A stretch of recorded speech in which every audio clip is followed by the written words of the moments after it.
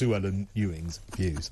Thank you to all of you who've watched along this morning. Been lovely to be in this slot once again, so to speak. Now, coming up a little later here on Talk TV, of course, you've got Andre Walker. We've got a full day of shows for you. I'm going to be back to my usual place next weekend from 5 a.m. here on Talk TV. But Andre Walker coming up next, live on Talk TV.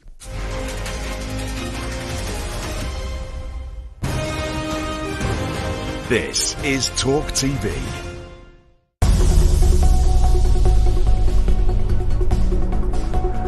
Hi, I'm Aisha Hazarika. There's nothing I like better than a good debate. Come join me on The Talk on Talk TV.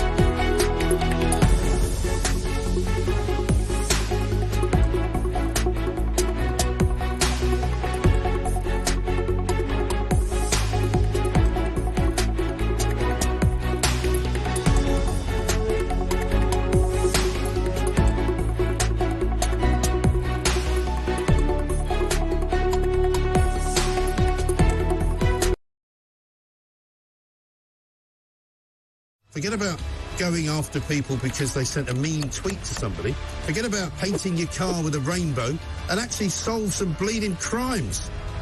Detectives are supposed to detect. What is going on?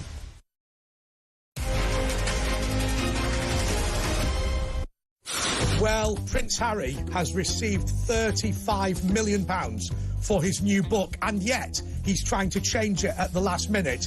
King Charles has spoken to his lawyers and is considering legal action. We don't think that will come to fruition, but at the same time, he advocated after the Oprah Winfrey interview with Meghan Markle that he would go line by line and debunk. Now, Her Majesty the Queen always used to say, never apologise and never explain. I believe that there is a new policy under King Charles. Now, I'm asking you today whether you think it's right. I have to say to you, I don't think it's fair. when Meghan Markle takes to television and says that the Archbishop of Canterbury committed the criminal offence of marrying them the day before and running a sham marriage a day later. I don't think it's right when you are accusing people of racism without any evidence whatsoever. I think that what Meghan did to the good people of the Scottish city of Dumbarton was despicable when she wrongly, I was about to say falsely. Look, I don't know whether she's a liar. What I can tell you is that she has given us a series of untruths, and I think she knew or ought to have known that they were untrue. She said that the royal family deliberately sought to insult her son, Archie, by giving him the earldom of Dumbarton because it had Dum in the name. What an insult to the people of Dumbarton. Did she not know that she's the Countess of Dumbarton? Did she not know that her husband is the Earl of Dumbarton, and the rule is that the eldest child of a lord who has multiple lordships can use the second title? Did she not know that? I think that's hard to imagine.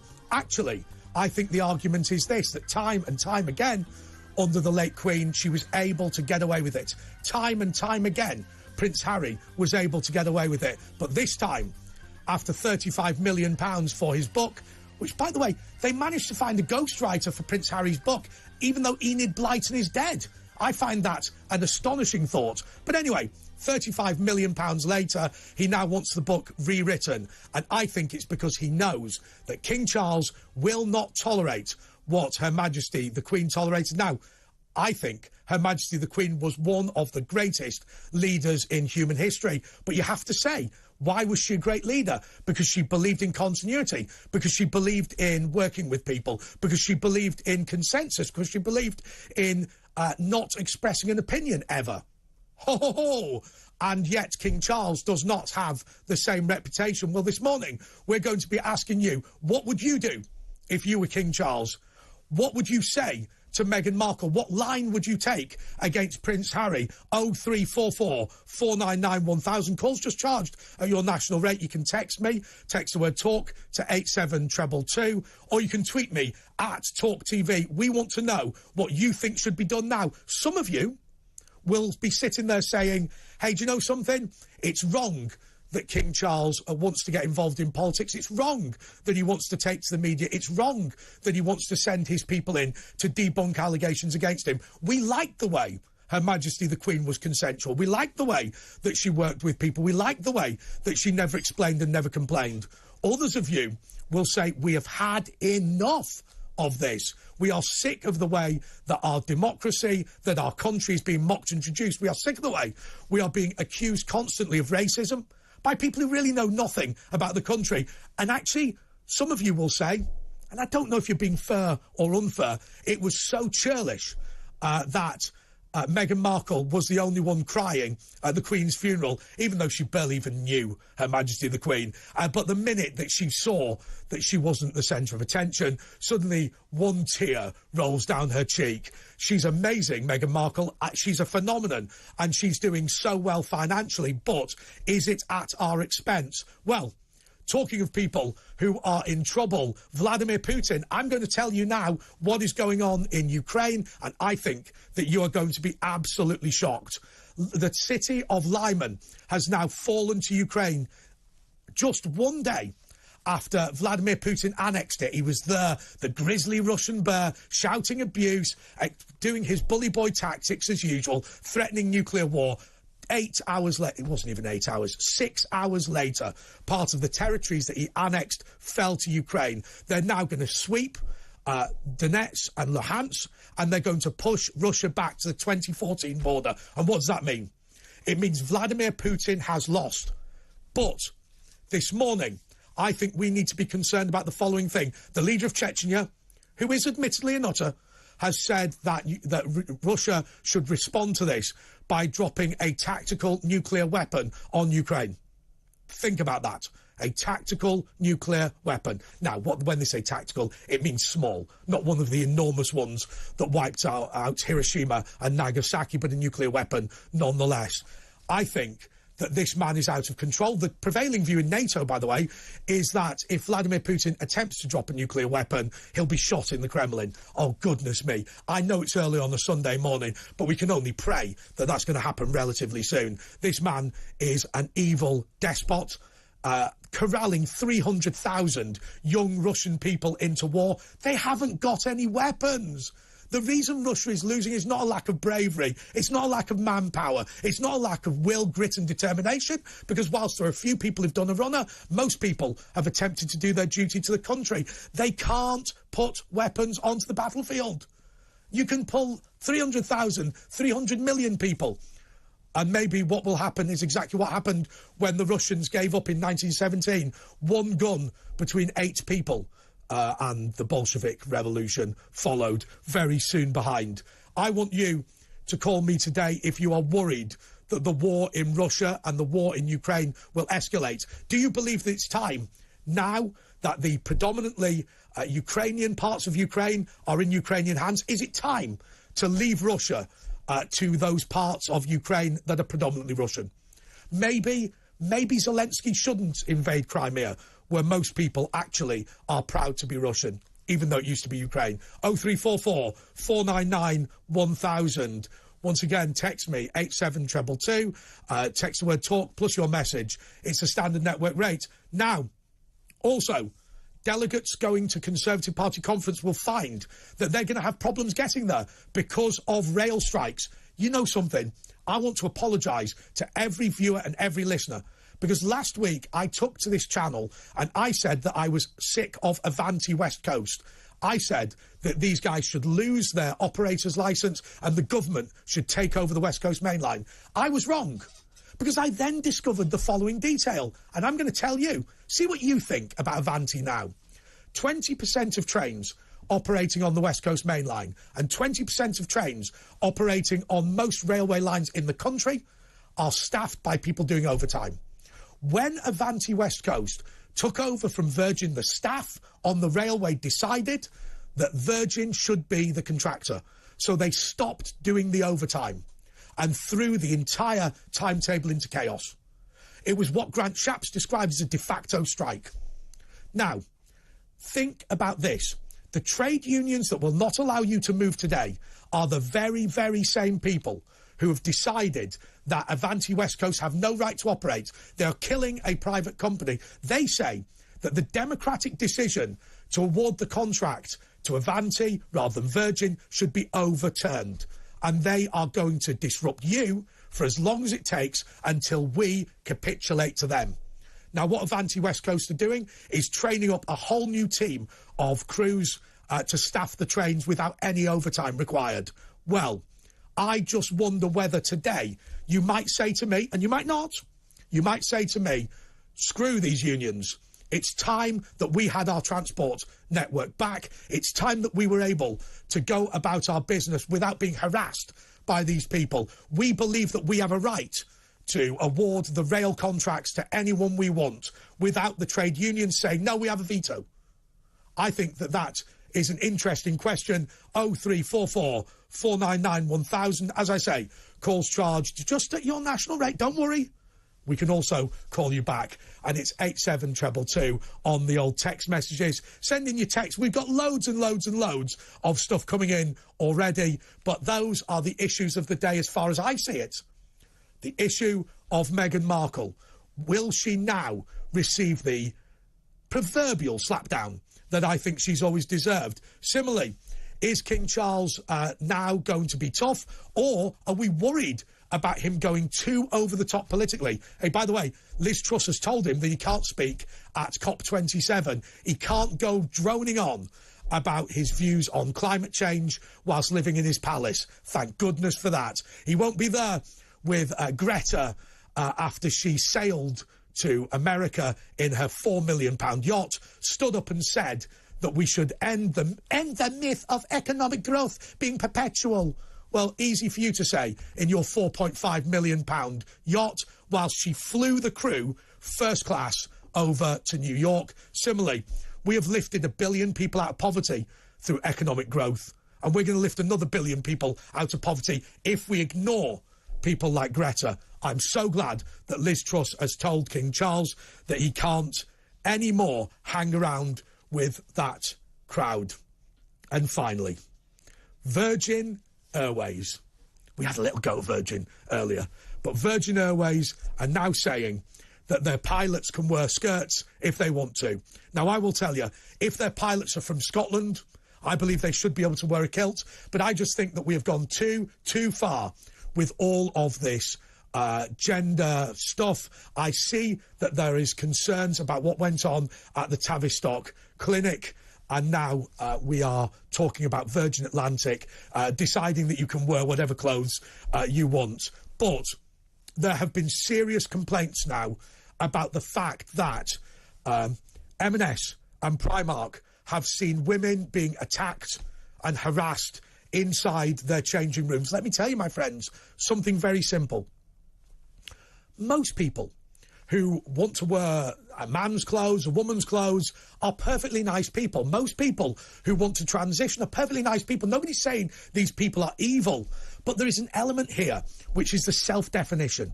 So if I am allowed to define myself as a woman and go into women's changing rooms, yes, the majority of people who do that are decent people. The majority of people in the country, the majority of people in the world are decent people, but it is a licence for the bad guys to get away with it. Can you imagine a situation that we used to be in where, you know, women's prisons, you could self-define yourself as a man and go to a women's prison? How many people in women's prisons have been victims of crime, well, actually, it's a Sunday morning, so let's not victim of very invasive crimes. Let's just say invasive crimes. How many women are in that position? How many women in that position have been abused? How many of them have lived in domestic violence situations? And you're allowing any man, including Ian Huntley, remember the Soham murders? Ian Huntley self-defines as a woman and goes to a women's prison. It cannot be right at all. I think that it's absolutely despicable, and I think it's time that we started taking control of this country, and I believe we are doing it. You know something? I'm proud to see a government finally getting to grips with things. Now, I'm not happy about the following. Unfunded tax cuts good, unfunded bad. Similarly, I think we need to be worried about the fact, yes, they're concerned about your energy bills, but we should be asking the Conservatives during their party conference about the following. When are we going to have homegrown energy? When are we going to stop this merry-go-round where we're buying gas on the international markets? When are we going to start supporting our own homegrown industry rather than exporting it abroad? You know something? People talk to me about Tata Steel in Port Talbot, Wales. You know something? It closed down. The jobs exported to China.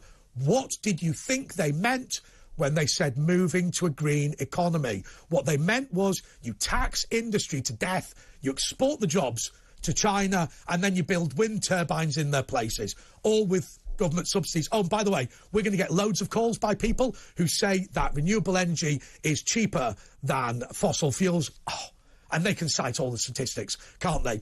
But I'll tell you what they can't explain. Why every single country that relies on renewable energy, first of all, has seen their energy bills rocket.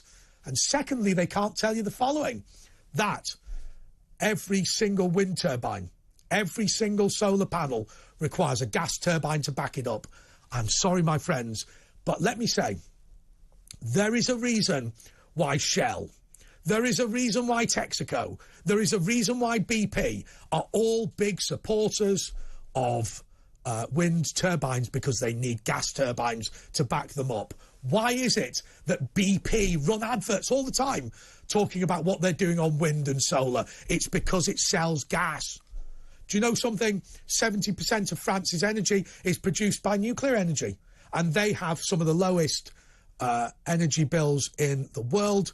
And yet Germany, the leader on green technology, 50% is from fossil fuels, and it's just because of the gas.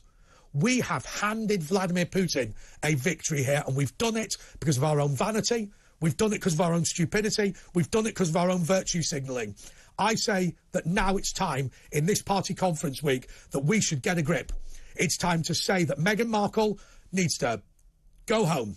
She needs to lose her title. We need to say to King Charles, get on with the job, forget your COP 26, 27 or 108. And we need to start saying that we are now going to start defending our country with energy security. We're going to start the fracking, we're going to build the nuclear power stations, and we're going to start defending our own industry. No longer will we export jobs to China. No longer will we be in a position where manufacturers across the country can't possibly compete against foreign imports because they are taxed to death by the green levies. And no longer are we going to destroy our countrysides and destroy the greatest places in our country that made our country proud with these wind turbines. I think it's despicable, and we're going to be talking about that on the show today. Tice is away, and your Uncle Andre's here. You want to call me? It's 0344 499 1000. Just calls charged at your normal rate. Text me 87222. Normal rate again. Text the word talk and then your message. We're going to be taking your calls straight after this.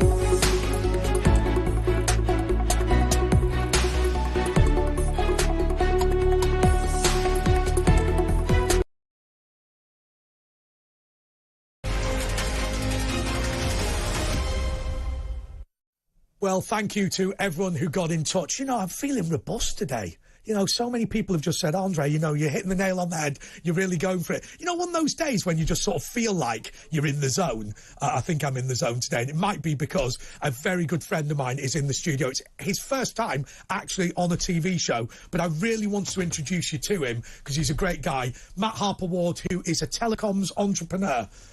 Matt, how are you? I'm very good, thanks, Andre. Yeah, pleasure to be here. Look, because the viewers... I'm feeling zoned out as well, by the way.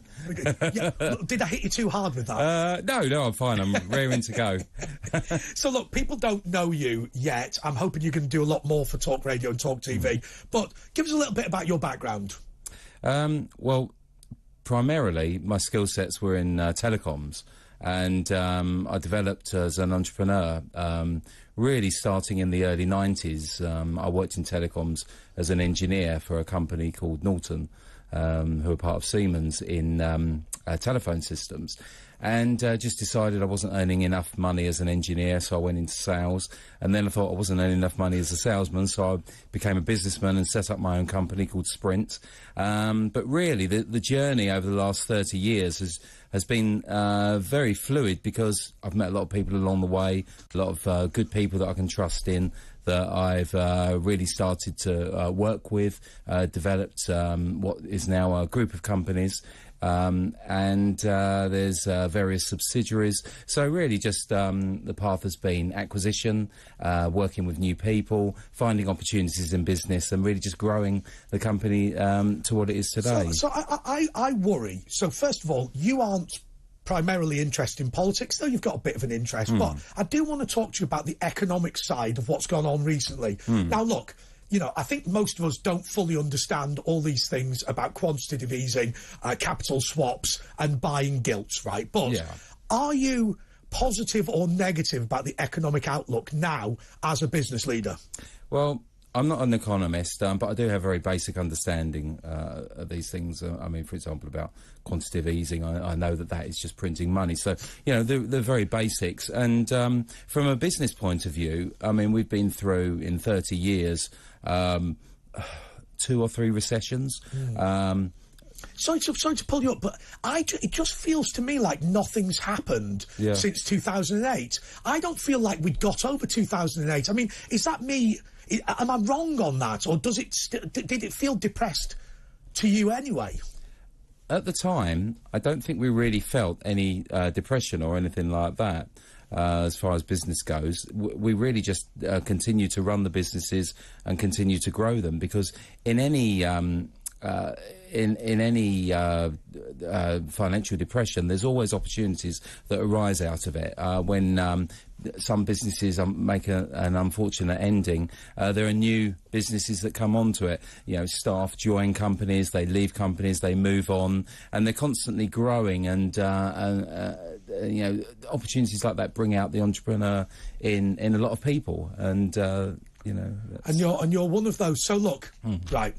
I mean, I'm not a massive success story or anything. I mean, I really just operate in the sort of small, medium business. He's got quite a big house and car. Well, come on, tell him what car you've got. Like, I don't know what it is, but it's something. I have just sold it. So it was an i8, but I have just sold it. So it was something that looked. I'm very much into, to be honest with you, I'm very much more into the technology in vehicles. So I've never really been a petrol head, never really been into your sort of gas guzzlers, more really as technology has prevailed in electric cars, I've sort of gone down that route. Now, I know that's not, you know, what most people like. Get him off. I love electric cars. Get him off. So I'm driving around in an iX at the moment, and I'm not working for BMW here, but it is the most amazing car. Honestly, it's like driving around on Mars. Yeah, but hang on. All these electric cars sounded brilliant until the cost of energy went through the roof. It's still mega cheap to run. Is it? Yeah, because, I mean, even if you're plugging it on one of these chargers, which I do very often. I mean, when I met with you on Friday for that function, I parked it on an electric charger, and I was able to slow the rate of charge down to 6 amps. Sorry to get a bit technical here. And it was costing me £1 an hour to park at Kingsway. I couldn't believe that. Holborn. So it was cheaper to... Central London. Exactly. Anyway, so we now know a little bit about you, right? Yeah. And a technology geek. Now I want to know about your world record and your connection to the London Marathon.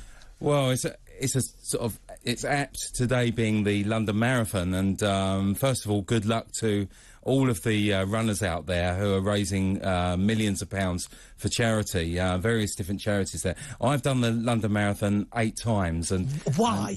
I know, once should be enough, and I think really you forget how bad it is. I don't want to demotivate anyone because actually I think I'm fairly safe because everyone would have started by now, so they'll all be on their merry way. You're talking about thousands of runners completing 26 miles, which is a massive, massive challenge. But when you finish a marathon, the first thing people think is never again. I'm not doing that again, particularly if you struggled over the last 6 miles. I mean, I'm not an elite runner. My best time was about 3 hours 47. For me... Mine would be about 3 weeks. Well, I'll come on to my slowest time in a moment. But, doing this 8 times, I mean, I think it was after about the 6th time. Maybe it was about 2014, something like that.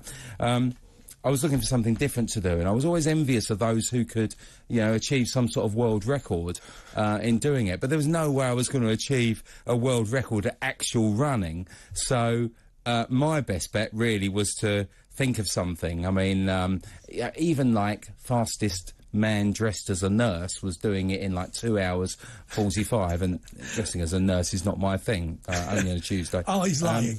He's lying.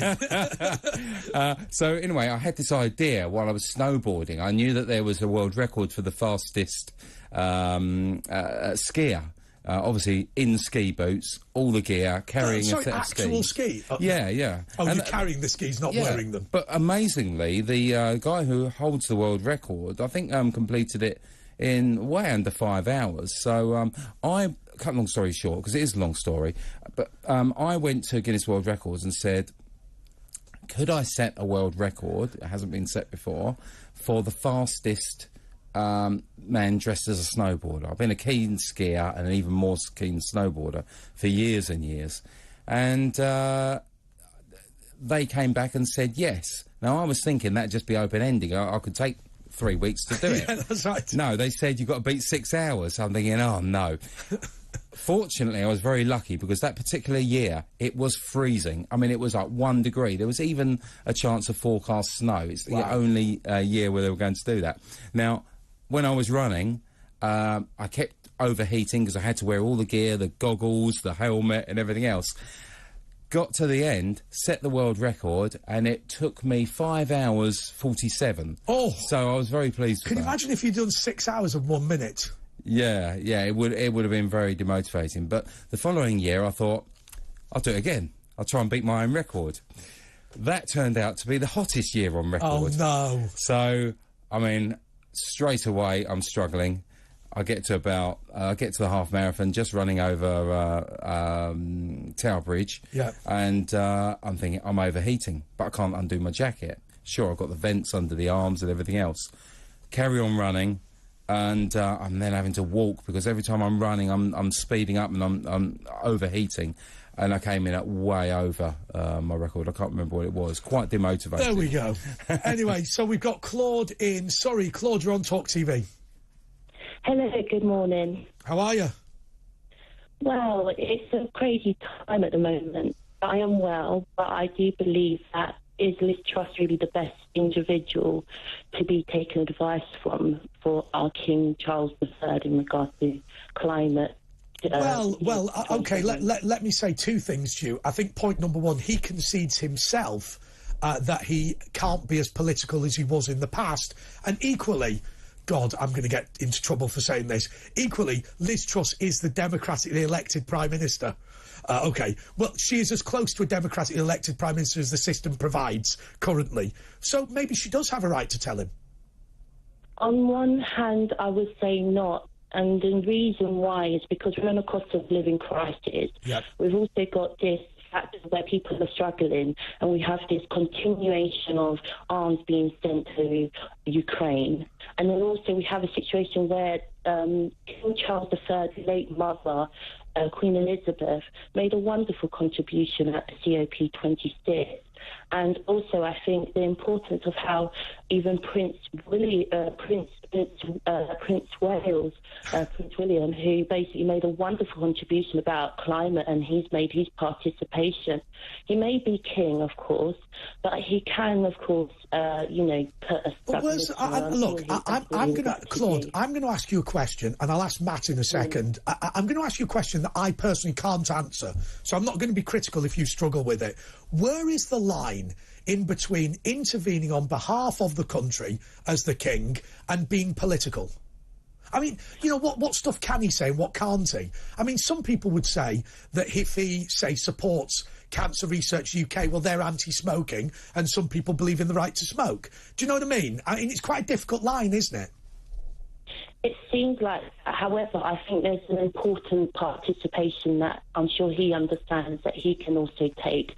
And I think there is that point where the Constitution are probably trying to avoid him from attending and making a very wonderful statement, because the fact is we are in an emergency and our government is not really taking that on serious. I'm going to Claude, stay there, because I'm going to come back to you. I'm going to ask Matt that incredibly difficult question about how, if you were the King of England, how do you judge what is helping out and where it becomes political? I mean, look, I know that if he makes a speech saying support the Labour Party, that's definitely political, and I know that reading out the state opening of Parliament, the King's speech, is not political. But then there's like a whole grey area in the middle, isn't there? Well, the solution is simple for me. Anyone under the monarchy should refrain from any political statement whatsoever. Any member of the royal family? Yeah, anyone. Obviously, they are funded by us, so the taxpayers. So, no, they should completely stay out of politics, regardless of their belief. I mean, I think that also includes statements on the environment. That really should be down to our elected politicians. So, anyone in the monarchy you're kind of. You're disagreeing with... Now, obviously, it's a very friendly disagreement, but I think what Matt's saying is he feels that, unfortunately, statements about the climate are political statements. Ergo, the king shouldn't have the right to just say whatever he thinks. But if I may reply to that, I think it's very interesting that response, having in mind that... Do you know, Claude, we lost you for a second there, but before cutting you off, just have another go at that, just see if it was temporary, the problem. What I believe is that, we've got Commonwealth, we've also got the climate issue, and those important topics would not be seen as political. I think there is a problem where our constitution is not delivering as what the youth expect them to deliver and take action. And it's more of an actual real issue than a political issue. Sorry to cut through, but would you believe that Charles was right to make a speech about something that you disagreed with? Because obviously you're passionate about climate change, but what if it was a subject you didn't agree with? I don't know, if he wanted to annex France. What a stupid example. But you know what I mean? Well, I understand what you mean. However, I think it's the fact that I have confidence that it would be a statement that would be related to climate change. And also, I think, this is the kind of fear that the Constitution have in what his speech could have been. And you can't really shut down a opportunity for a person who wants to take that opportunity when you haven't really heard what their statement's going to be, which is really important to take in mind. OK, so, look, I want to ask you now the next question about King Charles, which I think is really important. He's advocating a much tougher line on Meghan Markle. Is he right or wrong?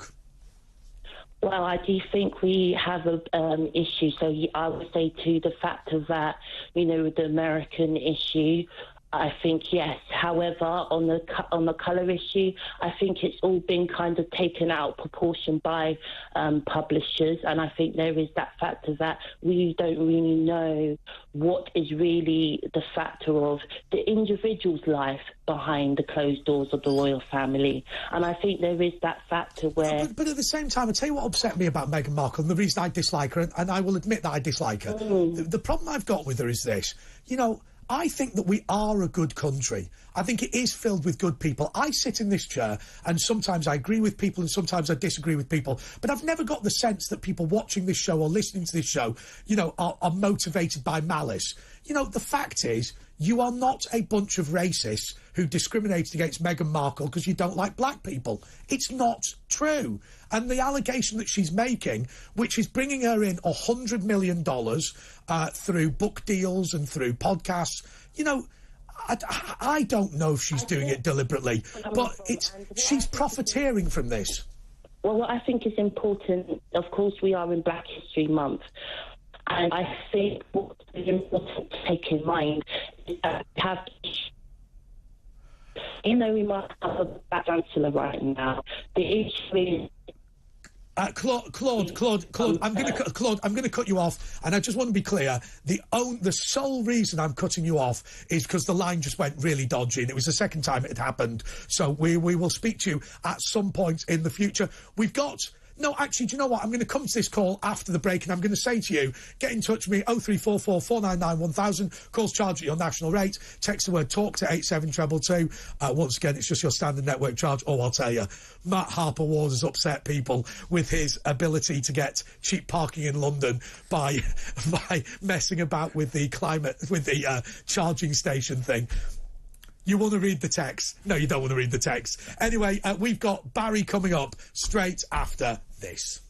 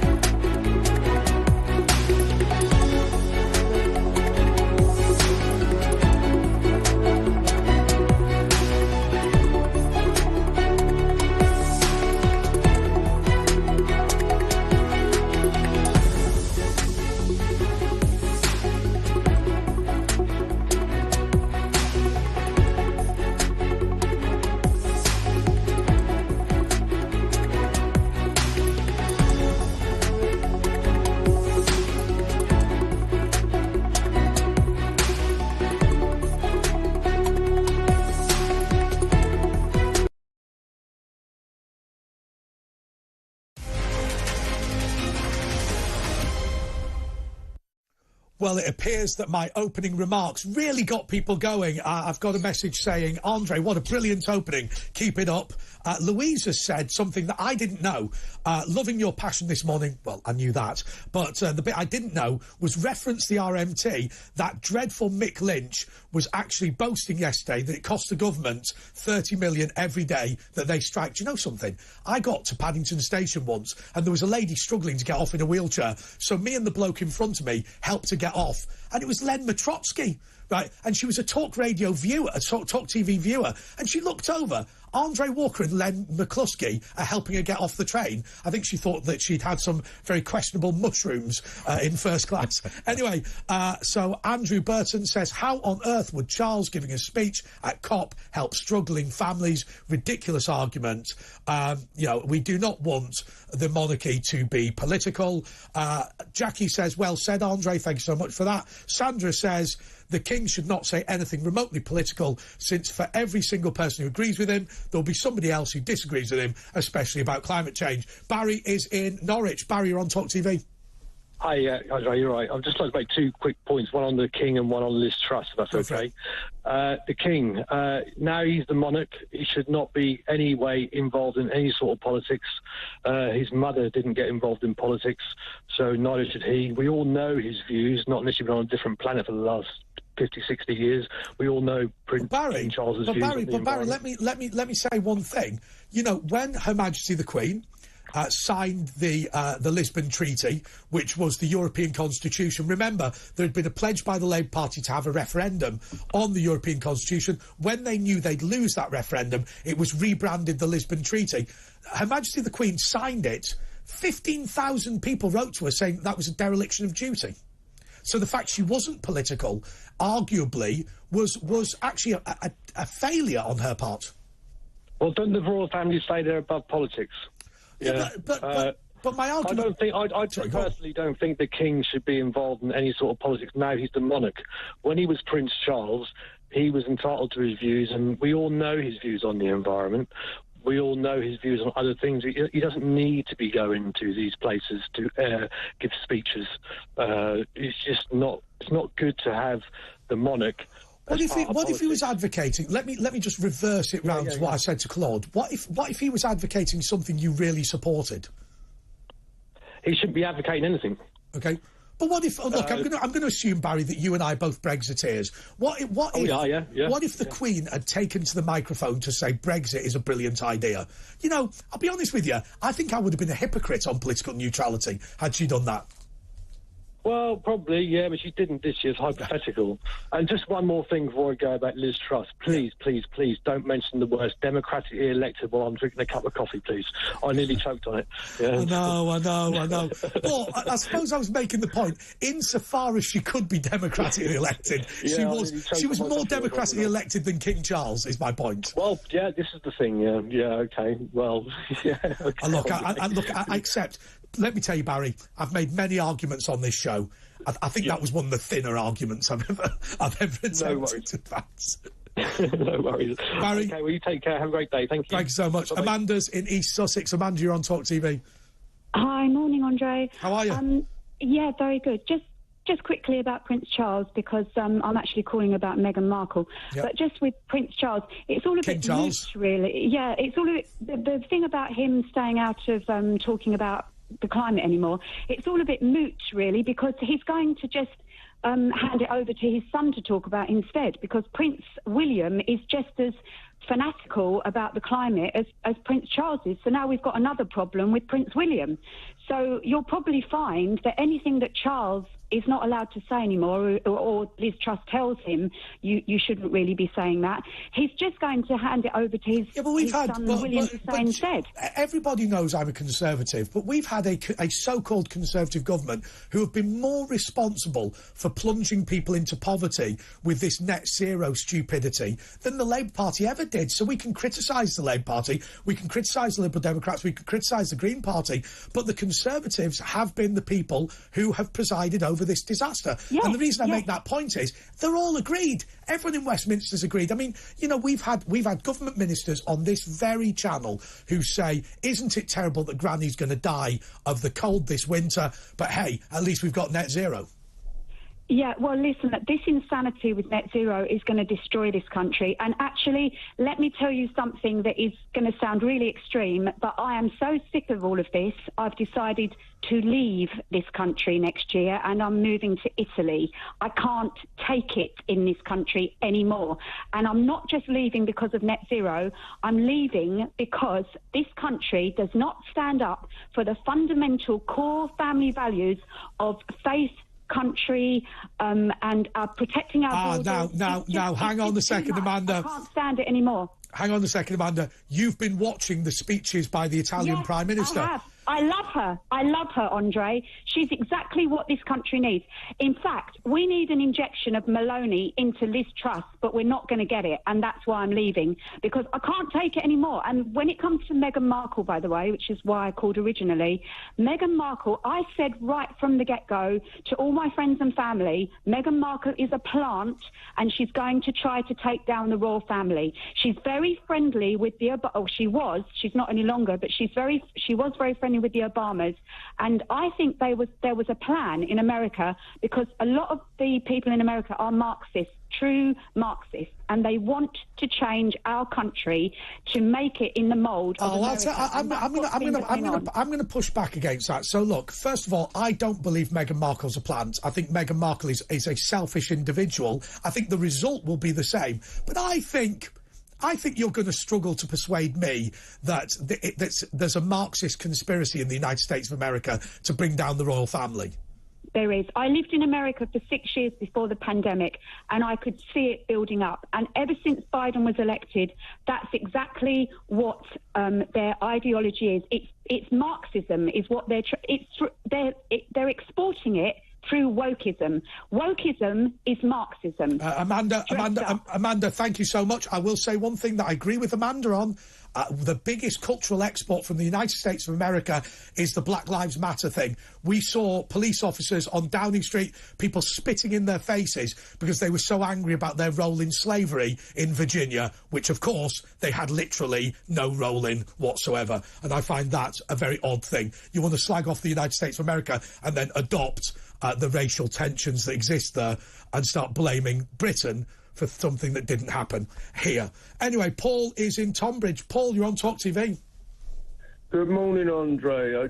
Just a little thing there about these wind turbines. I watched a documentary a good few years ago, and the gas that they actually use to actually cool the cables, not to back up the turbines, and they use the gas when the transfer centres, when it's converted into energy, there's a certain gas used. Well, it's so toxic and so poisonous that it takes 30,000 years to get X amount of microns out the atmosphere naturally. Yes. They went to Sweden to see how they done it, and they had another way. But because it was more expensive, we chose the cheap way. I also worry about, and people laugh at this, but I also worry about birds. You know, I forget what they're called, the RSPB, the Royal Society for the Protection of Birds. They support wind turbines in Cumbria that kill thousands of endangered birds every year. And the reason is that they are the Royal Society for the Protection of Birds, but they care more about net zero than they do about birds. I find that bizarre. And there's another thing as allegedly. Well. Doesn't get enough credit. There's some of these big dairy farmers in this country, they have macerators on their farms, which converts the methane into electric through turbines and is then given direct to the villages that can't have gas. Now, they cost £5 million at a time to set up, but as the farmers have already tried to explain, they run their farms for nothing. This is in this country. The byproducts are a good clean fertiliser for the soil that doesn't smell, or you can go the other way and get the, graphene out the methane? Yeah. Okay, Paul, I'm going to leave it there simply because we're getting quite technical and I don't understand any of it. But I'm going to go back to Matt Harper-Ward. I just want to ask you about the issue of cost of energy. Now, look, you've got a telecoms business and you are presumably a relatively large user because of the number of computers or whatever. Are businesses in danger here because of high energy costs, or are we just panicking too much? I think it's probably affecting all businesses across the board, but I think in particular it's affecting retail. And we're hearing stories about losing a lot of our pubs across the country through high energy prices. Yeah, and there's all sorts of businesses like fish and chip shops, of course. Those big vats of oil. They use a high amount of energy, and it's all very well people saying, well, you need to go green and you've got to, but they have businesses to run, so they need a way of perhaps becoming more efficient without it costing the earth and enabling them to because of course businesses don't have an energy price cap, do they? They're just subject to the market as it is. Yeah, which is running into scary amounts. I mean, I know we've got a number of offices up and down the UK, from Bournemouth to Kilmarnock, near Glasgow, and the prices of energy across the board for us has really increased, and ultimately it's just going to eat into our bottom line. It sounds like, though, you guys will survive this in a way that perhaps pubs and some businesses won't. Well, we've been fortunate in, for example, in the IT side of Sprint, in that we've really continued to grow through the pandemic, particularly with the shift of people moving to working from home. So we're relatively unaffected, and there's always a contingency to cope with increasing prices. But I'm more worried about the high streets being able to pay, what are going to be astronomical bills. Yeah, but let me tell you something. I go on about the high street all the time, but I freely admit that I'm a hypocrite. Every time I want to buy something, I open up my Amazon app and just order it. Right, now, at the end of the day, I live in... Well, you know where I live. I live in a town centre. Right, it would take me 5 minutes to walk to the shops, but I can't be bothered. Right, and so we talk about the high street, we talk about retail, but we are hypocrites about it, aren't we? Yes, but what do we want to end up with? Do we want to end up with just lots of buildings and more flats in high streets? I mean, from where I'm from, most of the high street is now charity shops, estate agents. Where are you from, by the way? Rayleigh. In Essex? In Essex, yes. Yep. So there's... nothing wrong with charity shops, and they obviously do great service. But very often the charity shops are there because they don't pay business rates. And actually, very often you'll find out in these town centres that it's not so much... the rent's the problem. It's not even the energy that's the problem. It's that they're being nailed to the desk by business rates of maybe £20,000-30,000 a year. Now, there'll be people in places like, I don't know, Lee, where I'm originally from, who will think, what, not Leon-C, that's Leon-C up north, isn't it? Just to point out. Leon-C's Essex. But there'll be loads of people who will sit there and go, £30,000 for a shop in business rates. No, it doesn't happen in perhaps Bradford or place like that. But when you talk about places like Rayleigh or Windsor or London, these businesses really do have those sorts of bills. Exactly. And I just think that this is also going to put people off from setting up shops. I mean, what is the country going to look like in terms of, what's the high street going to look like in 20 years' time? It's probably going to be very different to what it is now, even, and certainly different to what it was 20 years ago. So I was talking to my wife the other day about the way things are on a Sunday. I remember in the 80s, and even as far back as the 70s, where you went into the high street on a Sunday and nothing was open. Yeah. But now it's just continual go. I spoke to the guys who run Daniel's, which is a big sort of department store in Windsor. And what they said is one of the big problems with the high street is, like 20 years ago, you might go to, you might go to Bracknell one week and Woking the next week and Windsor the next week. Now, there's no point in doing that because every single high street has all the same shops selling the same stuff. Everyone's got a Next, everyone's got a McDonald's, everybody's got, I don't know, a Robert Dyer's or whatever. And literally, there's no point in going anywhere different because there's nothing different to see. Yeah, I mean, it's not all bad. I mean, there are still a lot of restaurants and things like that, and I don't want to do the high street down or anything. Obviously there is some hope, but it's just that it is changing, and what concerns me is the lack of enthusiasm to set up retail businesses. Although I'm not in the retail sector at all, I know lots of people who are, and I can understand that it's becoming more and more difficult for people to continue to run their businesses. Many of them are involved in leases, and that they're signed up to personally, yes, and they can't escape from those leases. If you set up a business and you get a one of these 10-year contracts and things go wrong, you will fail. I mean, I'll tell you, you see it with pubs all the time. People who get these tied with brewery pubs where they just, they have to buy X amount of beer. Otherwise, they just have to buy it. And if they don't sell it, they just tip it down the drain. It's like having a contract Matt, with you're going to have to employment. we're going to have to hold that thought. Because, look, coming up in the next hour, we've got a preview of Conservative Party conference. I think that it's going to be one of the most important political events, probably of the decade, simply because the Conservatives are behind 17 points to Labour. Now, whether that's a positive case for Keir Starmer or whether it's just concern about what's going on here, the removal of Boris, the bringing in of Liz Truss, I think that we want to see from the Conservatives something that really gets them out of a hole. Mind you, maybe they're not in a hole. Maybe actually you're happy with the budget. I know plenty of people are because of the tax cuts that came in. Similarly, we're going to have the preview, the network television premiere of That Was the Woke That Was, which is my new show, which is available on YouTube. But also, I have a deal with Talk TV that anytime I'm on filling in, I get to show it to you. Really proud of it. It's really interesting. We've been talking about all of the wokest stories of the week. Anyway, we're going to be showing you that in the next hour, but we're also going to be talking to the wonderful Dan Hodges all about Conservative Party conference and what they're going to be doing in Birmingham to try and get the government back on track, to try and jump over that emergency budget. So we've got all that and more coming up straight after this.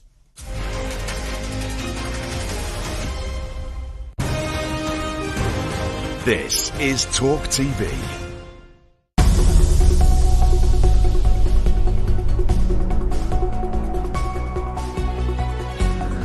Straight talking, no nonsense, and annoying all the right people. This is Talk TV.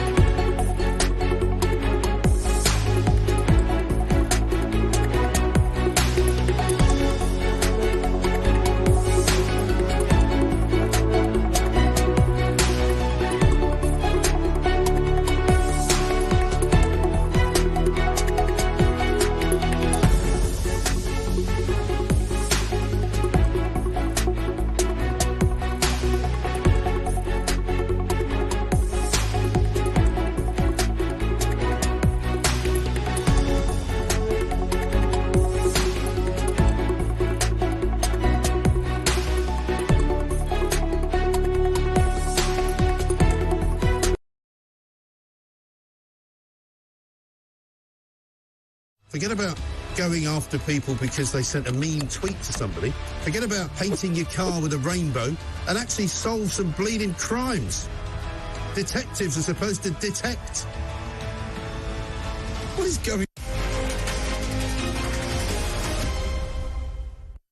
You know what? We had a bit of a big hour talking about Meghan Markle, and loads of you have been in touch talking about net zero. But now I want to ask you all about Conservative Party conference. Now, I've said before that a lot of people watching this and listening to this are Conservatives. But remember, that's not that they necessarily support the Conservative Party. It's that they are people who want to see lower taxes, who want to see defence of traditional values, who want to see a strong military. And I have to say to you, loads of those are going to say, loads of you are going to say that the Conservative Party has failed to deliver that. I'll tell you something else. I genuinely support on this channel those people in the Labour Party that really, really want to see the Labour Party reconnect with its voters, because I'm so bored of the Keir Starmers of this world who are obsessed with these hobby horse issues. I don't want to be disrespectful, but you know something? This is a political party that's got no answer to poverty in North England, but can tell you everything about what's going on in the Gaza Strip or on the West Bank. You know, I get that some people are interested in Israel. I get that some people are interested in Gaza, but the obsession by the Labour Party, I think, is unbelievable. And similarly, the trans issue. Let's be totally honest before we get too worried. Most people do not know anybody who is a member of the trans community. Most people are not struggling with this issue. It's not a big issue. It's a big issue for some people, but it's huge for the Labour Party. Keir Starmer can't even tell you what a woman is by definition. But, of course, as I say, the Conservative Party are not necessarily any better than the rest of them. Certainly when it comes to the net zero thing, certainly when it comes to the lower taxes thing, certainly when it comes to the defence of the military. Nobody's been more guilty of cutting military numbers than the Conservative Party, although they have been quite good on funding of some equipment, most notably the 2 aircraft carriers, notwithstanding the fact that one recently crashed, but I'm sure we'll get it back sailing in the fullness of time. What are you waiting for at this Conservative Party conference? Do you think that the mini-budget was a disaster? Do you believe that the net zero thing needs to go? Are you somebody who believes that we need to bring back fracking or bring in fracking? You know something? I bumped into a Conservative MP friend of mine, Mark Menzies, the other day, and he was saying that he's very worried about all this fracking simply because people in his constituency in Lancashire won't be getting money for the inconvenience suffered. Remember, the big problem with fracking is that it doesn't really create any jobs. You just pull the stuff out of the ground with about 5 or 6 members of staff. And so there is a need for that community payback. Are you worried about that? Are you worried about the fact that the Conservative Party has lost its way? Are you one of those people who's going to say to me, it's all fine having tax cuts, but you cannot fund it by debt? Certainly that's what the markets had to say. Oh, by the way, hold the front page.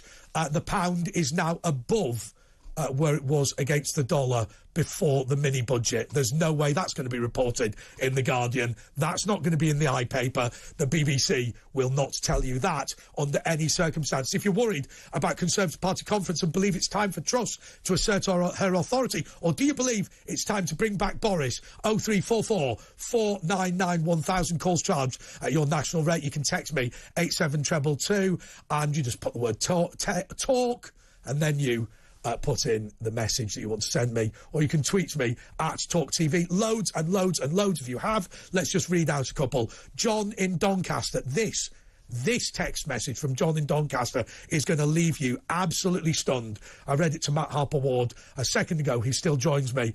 I have a friend who has 2 fish and chip shops.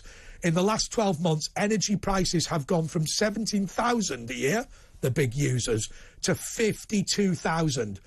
Fish prices up 50%, potatoes up 30%, and he's still getting taxed. The man is basically working in order to pay his suppliers and indeed to pay the government. That's not exactly what John said, but it was pretty much in that area. Anyway, this is from Gru Pilot. Andre, to appease the eco-warriors, how about a 1-month turn off all power and gas supplies that use fossil fuels for generation, including oil and fuel to service stations, and rely purely on wind and solar? See how the economy gets on. Hey, let me tell you something. You know something, group pilots? You're wrong. If you are an overly entitled university student living off mummy and daddy's trust fund, you're not worried about the lights going out, right? You know, remember, these aren't real workers. These aren't the people that paint the buildings. These aren't the people that put the scaffolding up. These aren't the people that go out at 6 in the morning and come back at 8 o'clock at night in order to pay for school shoes for their children. You know, these are the guys that go to the LSE on mummy and daddy's 20 grand a year bailout. So I don't think they'd be remotely worried at all. Mark from Bristol says, with regards to the energy price cap, there is no energy price cap. If residential premises and businesses use the power, they have to pay for it. For example, if a house goes really carefully, then their bills might be only 2,000, whereas in fact they will, if they use more and more, it will go much higher. Hey, I'll tell you something, I'll go even further than that, Mark, but and I'll tell you why. Because you know something? 80 million a year for Ofgem. And do you know something? They can't control energy prices. It's not an energy price cap. If you put it up every single time the industry asks you to do it, what are they going to put it up to? 5 grand, 10 grand, 50 grand? It's not an energy price cap. Hey, but by the way, I'll tell you what they do have, 80 million a year. Please pay me. I can't control the energy market. I'm the energy regulator. Pay me anyway. It reminds me of our very good friend at the Bank of England. Serious questions about him when he ran the Financial Conduct Authority because he wasn't able to protect small and medium investors from high-risk investments. But anyway, hey, you know, he failed at the Financial Conduct Authority, so he got a promotion to Governor of the Bank of England. He turned up at a select committee and he said he didn't know how much he earned. I do. It's 575,000. Who doesn't know how much they earn? Okay. But anyway, he then said he was unable to control inflation. It's his job to control inflation, but he's still got his hand out, hasn't he? Pay me, pay me, pay me. I can't run the Bank of England, but what I can do is bill you in the meantime. Similarly, Ofwat, the Office of Water Regulation, you know something? They have allowed water companies to criminalise using water. So your bill goes through the roof and there's a hosepipe ban banning you from using the product. Can you imagine you went to McDonald's and you walked into McDonald's, you ordered your meal for $3.99, they took the money and said if you attempt to take the meal off us, you'll be prosecuted. Can you imagine if that happened? Still get paid. It's a brilliant business to be in water. You don't have to provide the product, but you still get paid. There we go. Anyway, that is the issue with the regulators right now. Peter is in Essex. Peter, you're on Talk TV. Hello, I've never seen you before, mate, but I think you're pretty good. I must admit, I'm impressed. Thank you so much. Can I just say, the Cheers, first Dad. thing, the Chinese burn millions of tons of coal every year. We spend billions of pounds buying stuff from China, so we're supporting them putting massive amounts of CO2 in the air, aren't we? Absolutely. Well, can I tell you something, Peter? Tata Steel, when that closed down as a result of the green taxes that were put on it, that steel didn't cease to be produced. We just exported the jobs to China. Well, you got my next word I was going to say. We're being all this wonderful, let's go bankrupt, don't burn all the coal. We've got hundreds of years of coal sitting in the ground. And have you ever heard any politician stand up, whether they're Tory, Labour or, idiot, say, oh, we should stop the Chinese burning all this CO2. They don't mention it. Not interested. They say nothing. Not interested. Do you know something? At one point, the biggest export at the port of Southampton was rubbish. And do you know why it was rubbish? When you were sat there washing your yoghurt pots and sticking it in the recycling, do you know what local authorities used to do? They used to export it to China and India to be recycled over there. And do you know what the Chinese and Indians did? Dug a big hole and stuck it in a hole. Nonsense. Nonsense. I'll tell you an easy way to get to net zero. Well, first, you can't, because nobody ever mentions that between 40 and 50% of the CO2 that goes in the air comes from nature. Yeah. So net zero is impossible. But if we burn all the coal, gas and oil in the ground, we get to net zero. Do you know what I personally think? So look, I am against pollution. I'm anti-pollution. I think that we should burn as few fossil fuels as possible. But let me tell you something. Fossil fuels are finished in 50 years anyway. New technologies will come online. Things like nuclear fusion and whatever. What we've got to do is not be Luddites. We've got to give ourselves the chance, the opportunity to move to that position. Right? Nobody believes that petrol cars are going to be driven in 200 years. But the risk with the Greta Thunbergs, the risk with the Insulate Britain, the risk with the Stink Bomb Rebellion, by the way, I call them that because they all smell, but the issue with Extinction Rebellion, Stink Bomb Rebellion, is they are the Luddites that do not want us to get to that position. You know, it's all well and good for Greta Thunberg to sit there and say that she doesn't believe in perpetual economic growth. Tell a subsistence farmer in Sierra Leone that he's condemned to poverty because Greta Thunberg doesn't like it. Yeah, I mean, I've been the first to admit we're going to have to have electric cars because, you know, as you say, the petrol's going to run out. But people try to pretend it's going to last 500 years when, in fact, it's probably going to be about 30 to 40 years is all we're going to have it for, you know. But to be honest with you, billions of years to put it in the ground, and we're wasting it. I'm relatively relaxed about electric cars. The reason is because, look, I think that's the next step, isn't it? Rather than have petrol cars, you have electric cars. What you don't want to do is make it the law that you're mandated to have them. Anyway, Peter, thank you so much. I'm going to come to Matt Harper-Ward in a second, but I'm just going to talk quickly to Shirley in the Cotswolds. Shirley, you're on Talk TV. Hello, thank you very much for taking my call. I just want to say this net zero. Laura Kunsberg was interviewing an MP, it was Sophie Ridge, this morning, and she asked him a yes or no answer. Is the Conservative government committed to net zero by 2030? And he just said yes. And I'm sorry, but nobody is taking these to task on this question. No. Why isn't anyone asking him, why are we heading that way? Why are we doing it? And Mother Nature is bigger than any of us. We cannot change these. Because can I make my suggestion, Shirley, as to why it's going on? This is their religion, right?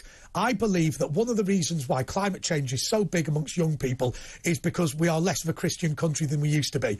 Because this is now a pagan religion, worshipping the earth, believing in the sun and the stars and the moon. And lo and behold, now don't mean to be rude, Greta Thunberg, and then a child is born to take away the sins of the world. And you think to yourself, come on, it's a pagan religion.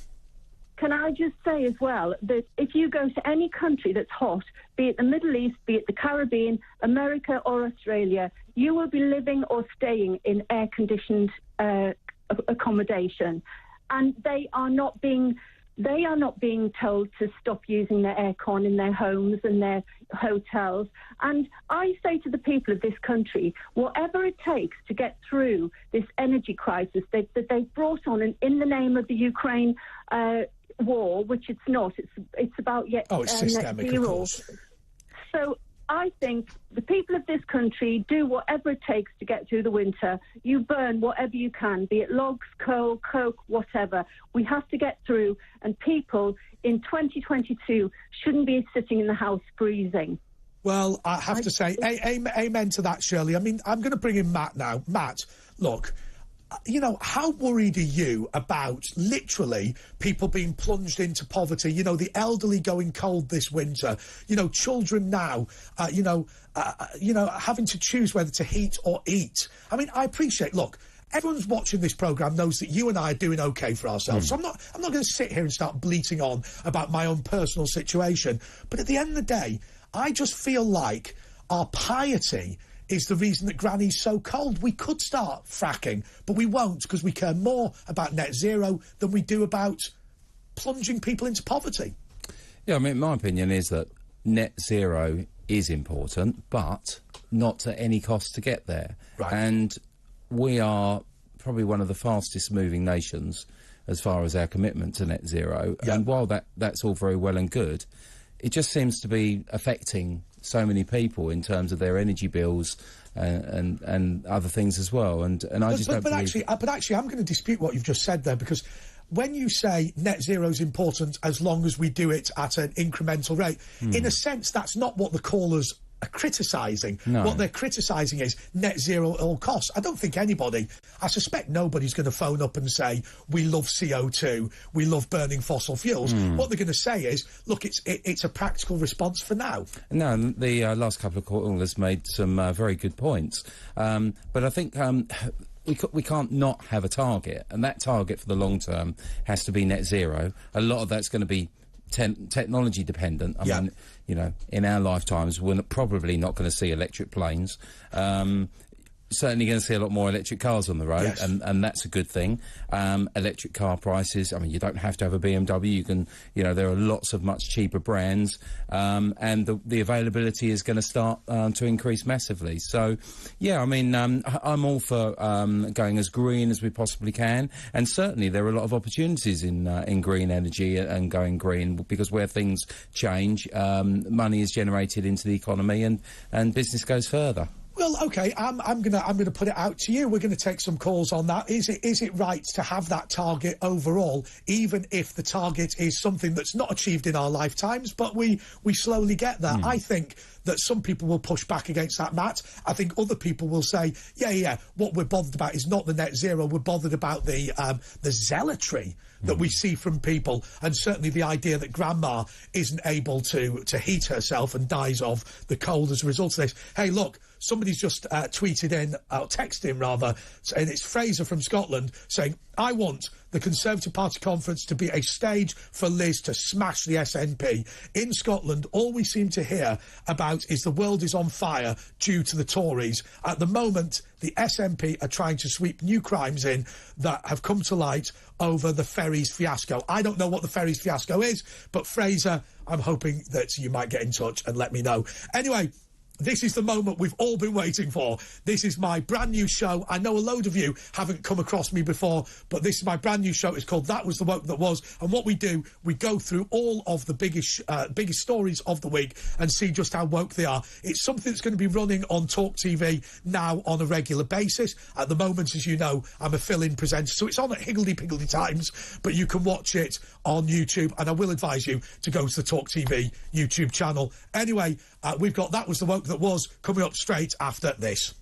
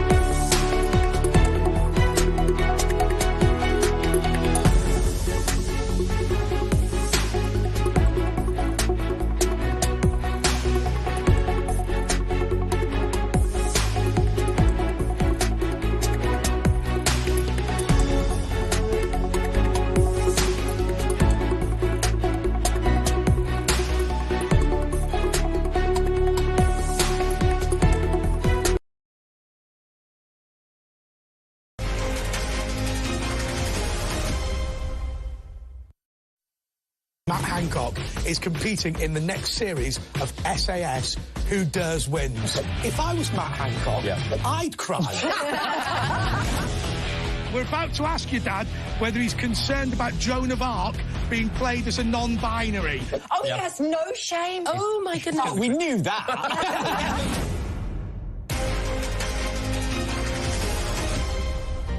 Hello and welcome to That Was the Woke That Was, the topical quiz show that gives you the opportunity to hear the wokest stories of the week and decide whether they're true or whether they're false. On Dave Chorner's team tonight, we've got the lovely Ellie Wheatley. And on Maya Tuesday's team tonight, we've got Lois Perry. Let's get on with it. That was the woke that was, over, let it go. The wokest stories of the week, and now here's Andre with the show. So first of all, to Dave and Ellie. Former Health Secretary Matt Hancock is competing in the next series of SAS Who Dares Wins. now, come on, Dave. Look. Right. Look. You know, he's already looked a bit Alan Partridge, hasn't he? Yeah. We know he's a Lothario, so he's clearly a man's man. Yeah. Unlike your good self. Oh, well, thank you very much. I mean, that's the reason that I didn't join the SAS, was because I was too much of a man's man, that I made them feel bad. I don't know if this is true, but I want this to be true. Ellie, what's your thought process? I feel like he does have the ego to think that he can. But he cries a lot. Can you actually... Oh, yeah, but that's very manly now, so... Does he cry a lot? He cries a lot every 10 seconds. Like, every time the vaccine comes out, he cries like, oh, no. But hang on. If I was Matt Hancock, I'd cry.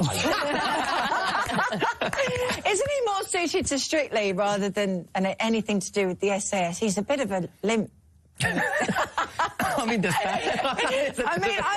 thing is, the whole reason that girl snogged him is because he was the health secretary. I mean, you wouldn't even look at him you wouldn't even look at him twice, would you, in normal life? But Lois, look, you know, women often say that they can tell how good a man is in bed by the way they dance. Oh, yeah. Is that why you want Matt Hancock to dance? Yeah, I have this extraordinary passion, deep-seated for Matt. No, I couldn't... I couldn't fancy him fried, as my Cockney grandmother would say, and I really couldn't. He is limp, he is weak, he makes me feel sick. There you go. I don't know. I mean, I'd rather see him running through mud than dancing in a ball gown. If we could have any politician on SAS Who Dares Wins, aside from Nigel Farage, who would it be? Ben Wallace. Oh, really? Yes. But is that because he's good or bad? Because, I mean... I think he's good. Well, I don't know. I'd be quite keen on... Boris. That's actually a very good point. He'd be... What about the Eagle sisters? Do you remember that? Who's the Eagle sisters? I would love to see Angela Rayner, because she would just scare off all the enemies by just opening her mouth. That would be brilliant. I actually find Angela Rayner strangely attractive. Really? That doesn't surprise me at all. Very attractive lady. Is Matt Hancock actually going to appear in SAS Who Dares Wins? No, surely not. Sorry, I'm really nervous. I'm really nervous. We need to win this. I don't think he... I'm going to go with Ellie. I don't think he is. You are wrong. He is actually going to... No. Oh, yes, no shame. Oh, my goodness. Oh, we knew that. So now to Maya and Lois. Yes. Right, come on. Yeah, come on, Maya, let's do this. Yeah, let's do this. Canadian Prime Minister Justin Trudeau has been criticised for singing Bohemian Rhapsody in a hotel lobby 2 days before the Queen's funeral. I'm fascinated by the fact that people like Trudeau, regardless of if you're left wing or right wing, how do they get away with so much? We always say about Boris Johnson's and Donald Trump's, but we also have those characters on the left. He got away with, you know, the blackface. He got away with essentially shutting down his country, arresting his own people. He got away with a lot of other things that we can't say right now. Yet, he's still the beacon of morality. And, you know, the CNN loves him, the CBC loves him, and everybody. I'm like, okay. Yeah. Why is it? Why would it be a surprise if this guy, the night before the funeral, would do a karaoke? I would not be surprised. But also the other thing is about him. And this is one of the things that's annoying. People talk about privilege.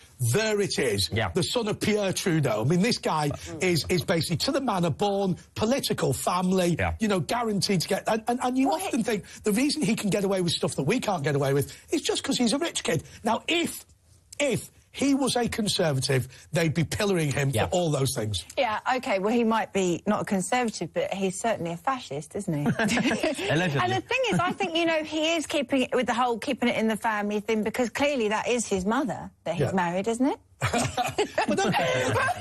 But Lois, I want to ask you this, right? In terms of different treatment for different people, I mean, is it basically true that there is one rule for the left and another rule for the right? I mean, if they'd seen a video of, or a picture of, I don't know, David Cameron blackfacing, it would have been the end of his career. With Justin Trudeau, it was big. It wasn't that big, though, was it? They are very different rules for the left and the right. But, I mean, how he could be described as left, apart from extreme left, where communism meets up with fascism, I don't... So basically, you're saying that this bloke has gone so far that actually he's no longer a lefty, he's just an authoritarian loony. Absolutely, yeah, and it wouldn't surprise me at all. I don't know if you're in agreement with this, Maya, if he did sing at the Queen's funeral, because he doesn't believe, really, in anything. It's likely. The guy has no shame. And he no would respect. sing, right? Yeah, so what do you think? I think it's a yes. Yeah, we think it's a yes. We think he did do it, You're absolutely right. Yes, and you know what? Because we are absolutely right.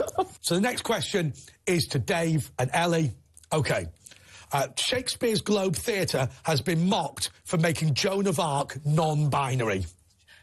Ooh. Do that again.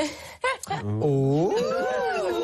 I think this is these homosexual rumours. This is the first time that Joan of Arc has ever met Panto in that one sentence.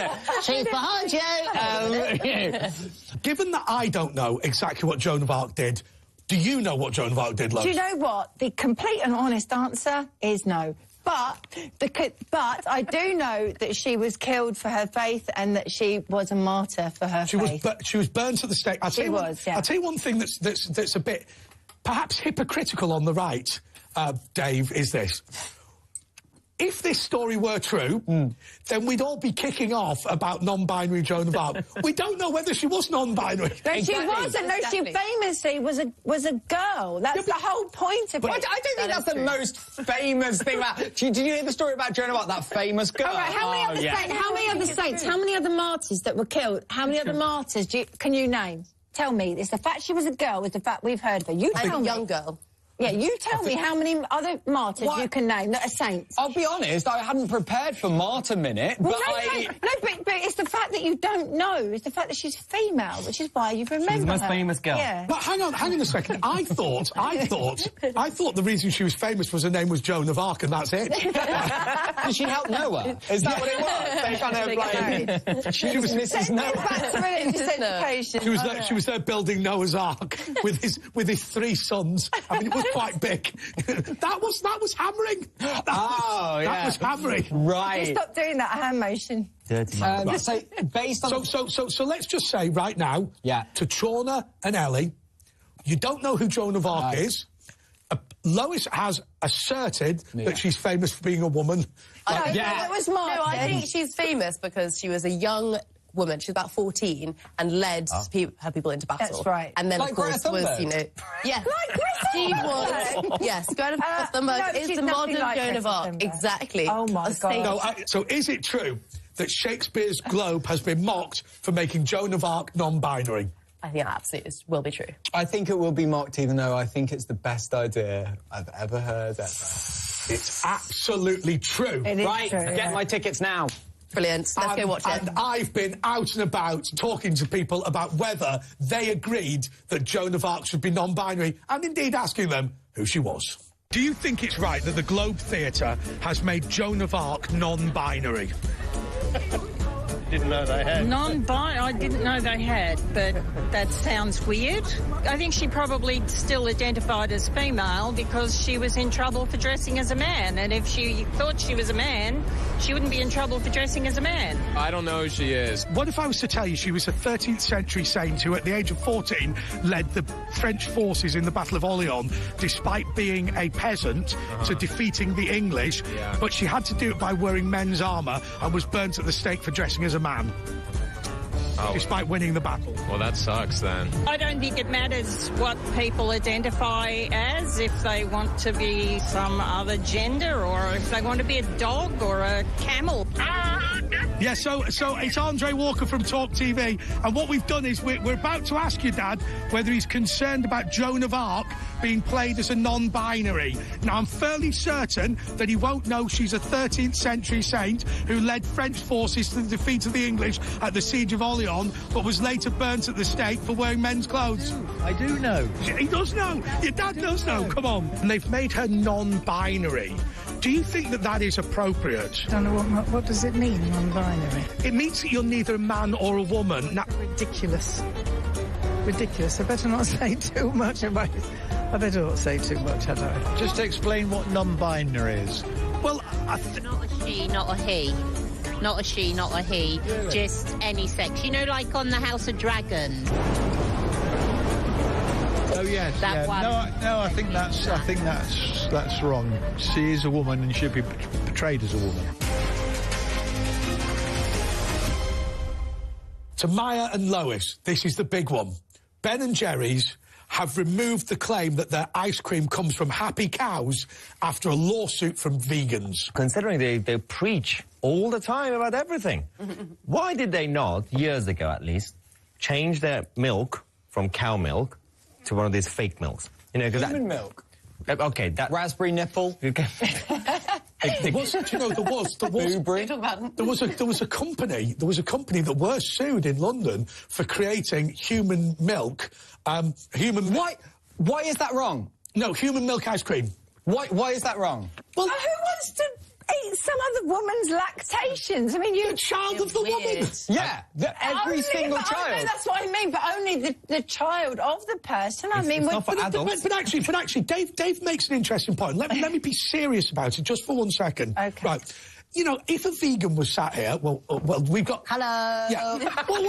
What they're going to say is, I cannot understand the argument in favour of munching down a load of cow milk when you're not willing to have human milk. I mean, what is it? I don't think there should be any ban on it. You know, if the free market wants to provide them, fine. But logically speaking, humans are not going to buy it because it's not for adults, it's for kids. But maybe because it hasn't been tried. Without being really boring about it, that is a very, very prescient point, because milk was always for children, not for adults. And then we started drinking... Would you drink any random woman's milk? I don't drink milk. No, but you're vegan, which means you don't like animal products, but that's a human. Yeah, he's not going to milk a woman in favour of a cow. No, but I'm just interested. Just on the northern line. If a vegan would actually take female milk. You don't understand. He's talking about cruelty to animals, right? Nothing can be more cruel than throwing a woman to one side. Putting him on some random woman's breast. Just going for them. But like, there is a weird... I don't know if that's the way you do it. Depends. Maybe with Anne Whittaker. But there is a weird disjoint of, like, it is our species. Yep. And if someone started milking, say, a cat or a rat, you go, that's disgusting. A cow is no different. Is it true or false that Ben and Jerry's have removed their claim that their ice cream comes from happy cows after a lawsuit from vegans? They've done a lot of cringy stuff when it comes to PR, but this one is too cringy. Do you actually believe that? I don't think they did it. No. So you're saying false? Never trust a hippie. Never trust a hippie. Yeah, I don't think it's true. It is absolutely true. The next question goes to Dave and Ellie.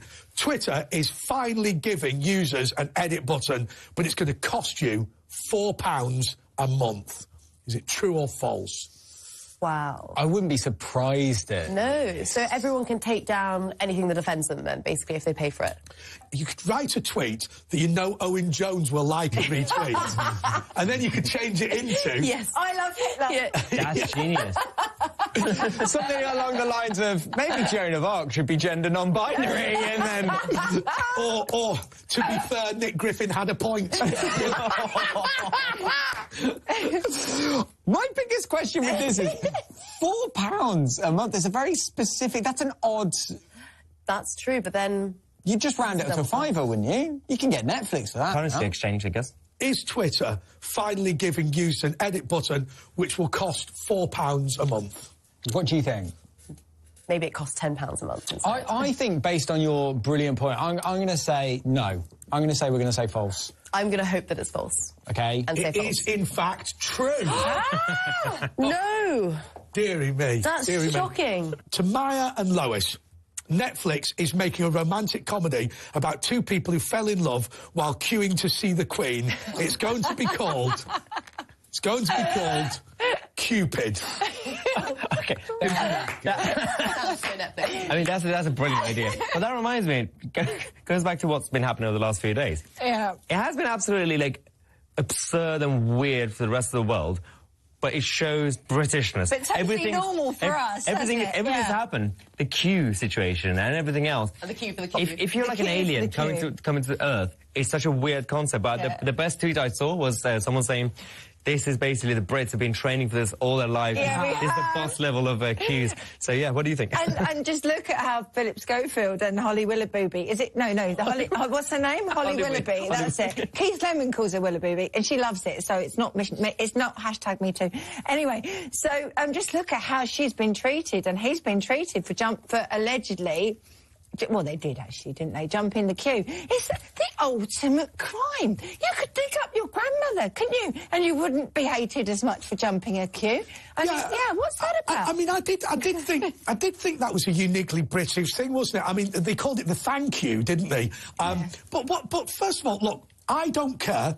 I genuinely don't care who got in the VIP entrance, who didn't get in the VIP entrance. But Holly and Phil are in real trouble. Well, no, Holly's in real trouble. Yeah, I mean, Philip gets away with everything. My favourite, parts of the excuse justification was the line when they said, well... We saw it on your behalf because they couldn't see it. Because you couldn't, yeah. Like, we did it for you. Everything's about PR. That was bad PR. I mean, we could say, oh, we don't care who escapes. Some people will be like, oh, I'm outraged. He's got great PR. Yeah, but maybe some people say... I thought you were going to call it Bend It Like Beckham too. Like the queue. Well, I think bending around the barriers, yeah. You could be funny sometimes. I love that. Can I just say, in defence of Boris Johnson, who I love... and hate, which is a weird thing. I have that with most of the men that I like, actually. He actually queued for ages. He did. He queued. He did it. He did the whole Not for the Queen, just he was waiting to get into his local Tesco, but he did queue for ages. He queued to see the Queen. He did it all night, apparently. I mean, so this is... I mean, I would love if this Netflix thing is actually a thing. What do you think? I don't think it's real. I think that finally there might be a false. That's what I think. No, I don't think it's real. So is there going to be a show about meeting somebody and falling in love in the queue called Cupid? Great. I don't think it's going to be... it's true because it's a Netflix. If it was Disney Plus, they're very woke, then it would be true. I don't think it's real. Netflix wouldn't want to do anything positive about our royal family. Aren't they the people that gave Megain and Thingamajig some cash? So, the Sussexes. Oh, yeah, them, yeah. I'll tell you something in defence of Meghan Markle. It's been a whole 2 weeks since she's broken her silence, which is unbelievable. But did you see her when she came out and she smiled and then she went like this and then a little tear came down. I'd seen no tears until she thought there was a camera on her. The horrible cow. Yeah. So happy cow, horrible cow. Yeah. Anyway, I don't think it's... So Ben and Jerry's have not used because she's a very sad cow. No, she's deliriously happy all the time because it's always about me again, isn't it? I'll tell you what I worry about with Meghan Markle. I'll be serious for a second. There's a disreputable practice in politics called claiming the dead, which is what you do is you talk about people and go, it's what they would have wanted, or as Del Boy did on Only Fools and Horses. Oh, as your old mum said on her deathbed, I believe now that Meghan Markle will fill her Netflix with the Queen said this to me and the Queen said that to me. And now I can't tell you whether she's going to do the practice of claiming the dead, because I wasn't there with the private conversations between Meghan and the Queen, but I think you will find a large amount of things were said to Meghan by the Queen that can now no longer be verified. Yeah. And Del Boy's mum, she didn't stop nattering, did she? Absolutely. Okay, so is it true or false? Can't be true. False. It's us. It's us. It's us. Okay, is it true or false? False. It is false. Yay! I'd quite like to see a show I like would that. love to see that. Oh, I know they would very romantic. Well, let me say to absolutely everybody watching this show, you know, that idea of Cupid, I'm sure is going to happen. Yeah. We've just got such great writers here that they've come up with the concept first. What we'll do is we'll patent it and we'll get it presented by Jeremy Kyle, Mike Graham, and Julia Hartley. Yeah. It'll be a great show. Great And show. Andre. And me. Yeah. And me. I'll be out doing the Vox Pops. Anyway, thank you so much to Dave Chawner and to Ellie Wheatley, to Maya Toosey and Lois Perry. Until next time, goodbye.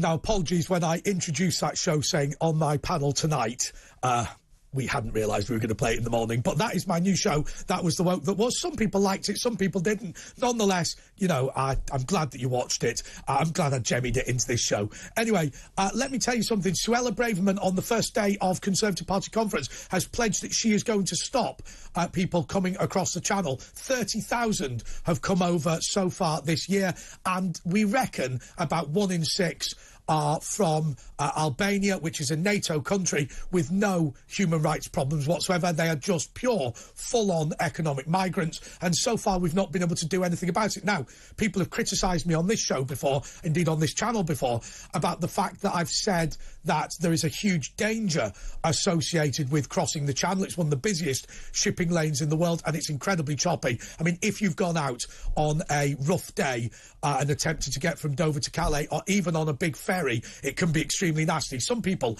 have criticised me for being worried about the migrants, but I say that those lawyers that support the migrants, those people that are financing it, the people at the RNLI, the people at the Royal Navy who are assisting the people smugglers, I believe that they are responsible for the death of these people. And, you know, some people are going to say they don't mean it.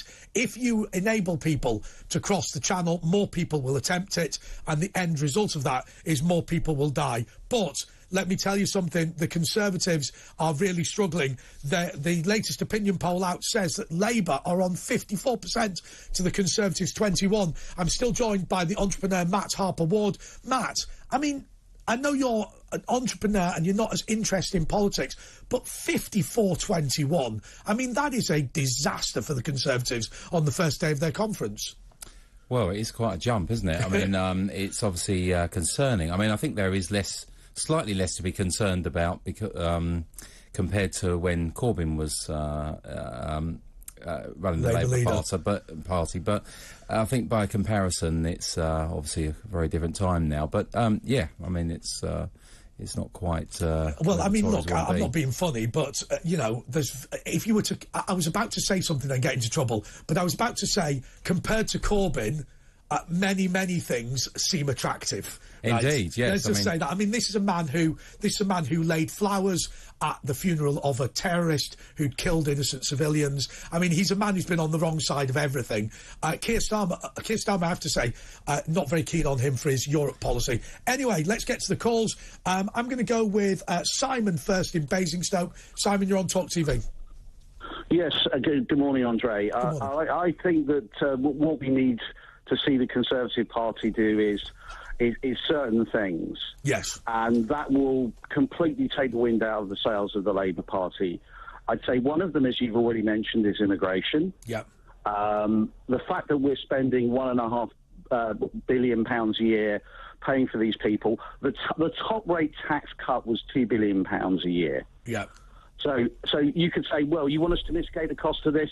We're no longer taking asylum seekers. We're going to leave the 1951 UN Convention. This country, the people of this country will decide. Yeah, but let me tell you something, Simon. We love it, don't we? I mean, when we hear the UK Border Force saying we can't deport them to anywhere because we don't know where they've come from, having watched the Royal Navy escort them from French waters, you have to say the UK Border Force are in favour.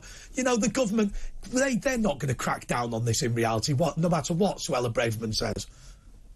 Well, I think that if they don't, then they're doomed. And I think the other thing the Tory party need to abandon is net zero. Yeah.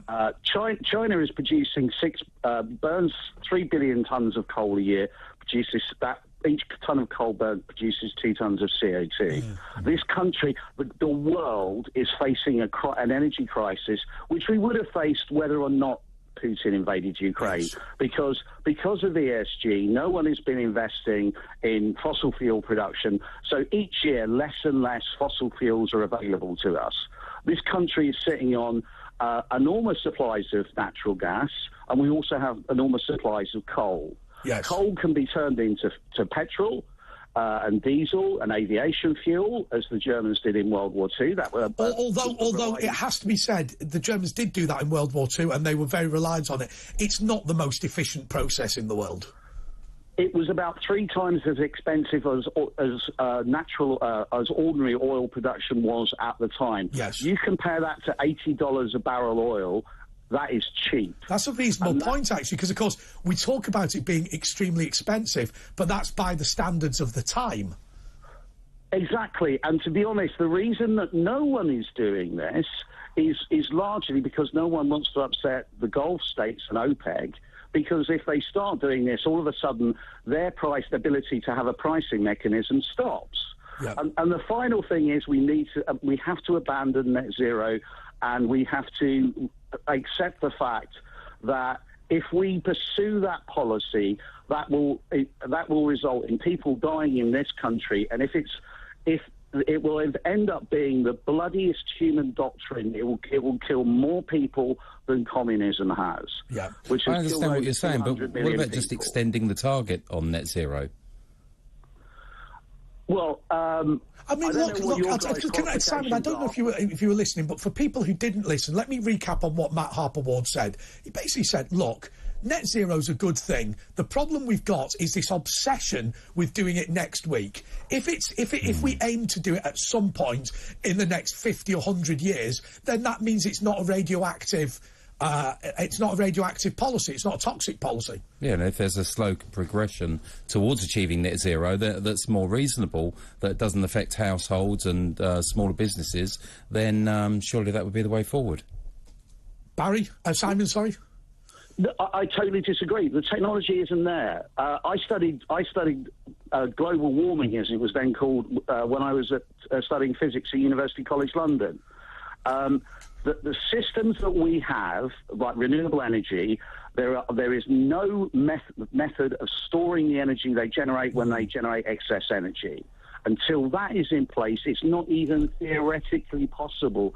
And any decent engineer or honest engineer and scientist... Sorry, I've got to interrupt on that. I mean, I'm not an engineer, but I do know that there's a lot of development on power storage. For example, Tesla manufacture a unit that can be installed into the home to store power for use to use later to power the rest of the home. So there is a lot of development going in that direction, but we can't abandon it. Yeah, but the problem is, Matt, as Simon says, so there's definitely development. It's still not very good. I mean, if you look at your phone, the weakness of your phone is the battery. Well, that's true, but then the more phones there are, the more development there's going to be in that area. That's true. It's like if you say, well, electric cars aren't working, so we should drop them because they're not exactly environmentally friendly yet, but the more people that use them, the more of a positive impact that will have on the environment. Simon, I'm going to cut you off, and it's only because I just want to talk to David in Glasgow, and time is marching on. David in Glasgow, you're on Talk TV. Hi, Andre. Are you well today? I'm fantastic. I'm feeling chipper. I'm in a really good mood, which is surprising, given how difficult it was to get into work today as a result of the rail strike. But we are where we are. Yeah, so on net zero, China is the largest producer of hydrogen in the world. It produces 33 million tonnes of hydrogen using coal-fired power stations. Yep. All right? 23,000 tonnes, 27,000 tonnes is only produced using green energy. Let me just pull you up on that, and let me put that to Matt. Somebody said, by the way, what is net zero? It's this idea that we don't produce any carbon, so we're not polluting the environment at all. What about this idea that plenty of people have said during this show, no matter what we do, it doesn't make a difference because China is completely ignoring all the rules? That's very true. I mean, although I am a firm believer in leading by example, so just because China aren't doing something doesn't mean that we should. But I just think we should be a lot more realistic with our targets. And also, we are very reliant, as the last caller made a very valid point, we're reliant on the technology that's going to be available. And there are certain levels of technology that are in its infancy that, 50 years' time, it's going to be very different. Well, one of the things that really worries me, David, I don't know about you, but a lot of these greenies now are talking about a global grid. So the whole concept of what happens when the wind drops, well, what you do is you connect yourself up. Now, we have seen by the gas pipelines with Russia what a danger it is to be connected to some of these despotic countries. Yeah, well, let me just give you one brief example. About a couple of years ago, the Dutch government, I think it was a few £1 million for a feasibility study on disused rigs in the sea to convert them into hydrogen production stations. Now, the industry, particularly, east of Aberdeen, for instance, have always said for a number of years that it's feasible to take a rig offshore, convert it into hydrogen, pump the hydrogen that's produced into the empty oil wells type scenario. That's perfectly feasible. The infrastructure is there. The biggest problem we've got in this country, and the world, we'll better wake up, because look at Russia with the gas. We don't want to get to a scenario in decades from now to find a country like China producing more hydrogen than what we could in this country. Yeah, it's a real worry. David in Glasgow, thank you so much. I mean, look, I just wonder whether we are making a mistake here. But then again, are you? I mean, I don't want to put words into your mouth, Matt, but is it your view that effectively, we are going to bring the technology online that's going to make net zero easy? Is that really what the position is. As I said earlier, I really don't think that we're going to achieve proper net zero in our lifetimes, because the technology just isn't there. But I think a genuine effort with targets to go in that direction over a more realistic period is important. I'm gonna read this out. I've got loads and loads of texts, loads and loads of tweets. Thank you for getting in touch. You can call me, by the way, on 0344 499 1000. We'll try and get through as many calls as we can. Calls just charged at your national rate. You can text the word talk to 87222. Obviously, you don't just text the word talk. You text the word talk and then put your message in. I never read that out, but okay. Or you can tweet me at Talk TV. But I just wanted to say, John in Wallington has been in touch and saying we are in economic and military war. We must utilise all of our resources. World War III is coming down the pipeline. The green agenda must be delayed. Now, I think that is probably pessimistic, but at the same time, clearly we are in a dangerous time. People talk about geopolitics. You know, Vladimir Putin is a crazed lunatic. And, of course, we see war in Europe and genocide in Europe in a way that we haven't for quite a considerable length of time. It's not the first war since the Second World War. There was all the stuff that happened in Yugoslavia. Anyway, after the news, we're going to be talking fully about Ukraine with Colonel Richard Kemp. He's a former commander in Afghanistan, and he's just going to be going through all of these latest developments, because Vladimir Putin was out in Red Square, being the big man, being the tough guy. 6 hours later, he lost some of the territory that he was gobbing off about annexing. This is now a complete shambles from his point of view. He's conscripting people into a war with no equipment. I will tell you, Russia is going to lose. The question is the human calamity that they will foist upon the world and indeed upon their own people before they formally concede defeat. Is there going to be a nuclear bomb? Is there going to be more carnage? Is there going to be more genocide? We're going to be talking about that and loads more straight after this.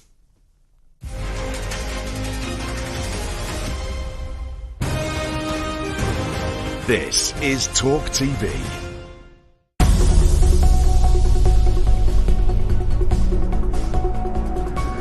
Lively debate, intelligent conversation. Join me, Dr. David Bull, on Talk TV every week.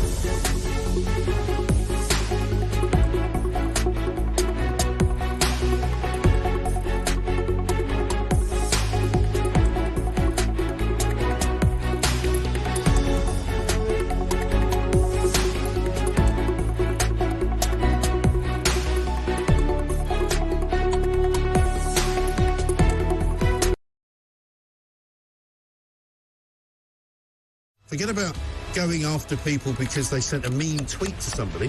Forget about painting your car with a rainbow and actually solve some bleeding crimes. Detectives are supposed to detect. What is going on?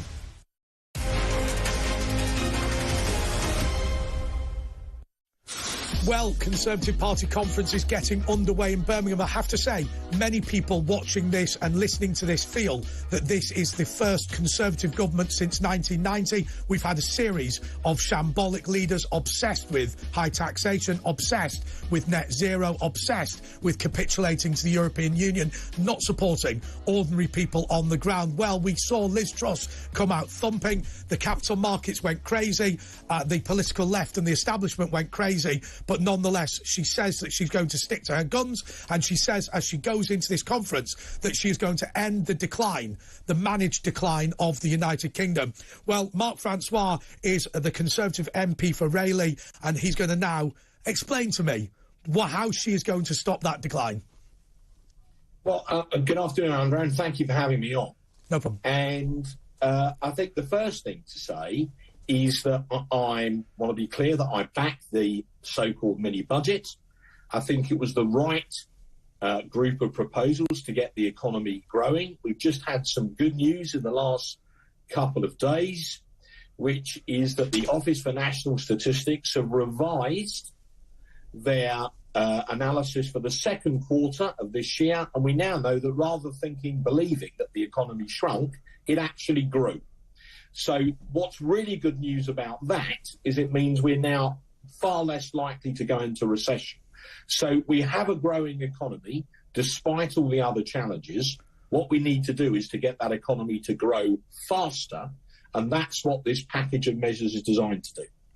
Well, look, so first of all, I have to say, shrinking the state and reducing taxes, amen to that, brother. The concern, though, for a lot of people is that it seems to be funded by debt. You know, there's no point in cutting taxes if you're not actually going to boot some of the bureaucrats out along the way. Well, look, we had to respond to the pandemic. That was a global black swan event. It looked as if we'd have to spend about $400 billion doing it. In the end, it was about $300 billion. We clearly, as a government, got to respond to the knock-on effects from Putin's barbaric war in Ukraine. That means we're having to spend up to about £60 billion to cushion households and businesses against potentially artificially very high energy bills, although in the last few days the wholesale price is falling back, so maybe it won't cost as much as we thought. But those are two things that pretty much any government would have had to do, and so we've had to spend the money on doing that. If you'll forgive me for saying so, I'm struck by the irony that some commentators in the media, not you, a few weeks ago were screaming at us that we had to come up with a package to protect people against high energy bills. And when we've done that, the same people then scream at us that we're spending too much money. It has to be said, I don't think many people have got any dogs in that hunt that are watching or listening to this. But I think what people have said before you came on, and I appreciate this is a busy day for you, so you weren't watching the show right from the start. But what a lot of people have said is, yes, there's the war in Ukraine. Yes, there are issues on the wholesale market. But the reality is the Conservative Party remains obsessed with this net zero target, which is plunging people into poverty. And if you're going to vote Conservative, you don't want the Liberal Democrat proposals. You don't want the Green Party in power. You want homegrown energy security and lower bills. Well, I don't think we're obsessed. I mean, look, the United Kingdom is responsible for about 1% approximately of total global emissions. China, depending on which analyst you believe, is responsible for between 25 to 30% of global emissions. That doesn't mean that we shouldn't try to do something to reduce emissions, but it does mean that even if we were to, put the whole UK economy in a cave, which you sometimes think some people want us to do, it still wouldn't scratch the fact that the Chinese are opening one new coal-fired power station a month. In fact, some people argue they're opening two. So I do think we need to make a contribution, but I think it needs to be proportionate and sensible. And I don't think the party's obsessed with it. For instance, part of reducing energy bills is taking the green levy off those energy bills that people have to pay. So if we were as obsessed as some people are arguing, we wouldn't be doing that, would we? I get that, but I think the frustration here is that there is a feeling that this is a long-term policy. Look, everybody knows that Vladimir Putin's a loony. Hopefully, he's not going to last much longer. But at the same time, there was an opportunity for homegrown energy. Now, I will tell you something, Mark. I'm not going to say that I think that the Cameron government was a particularly conservative government. I'm not going to defend John Major either. But actually, there have been conservative governments who've gone along with this idea of exporting our energy production elsewhere, obsessed with wind turbines and a failure to properly invest in homegrown secure energy. Well, I serve on the Public Accounts Committee, and we did a really detailed report into this, which we published about 3 months or so ago now. I mean, it does bear examination. And we concluded that the government has no idea exactly what the net zero commitment would cost, either in terms of public spending or in terms of what it would cost individual households. Now, we're committed by law to achieve this by 2050.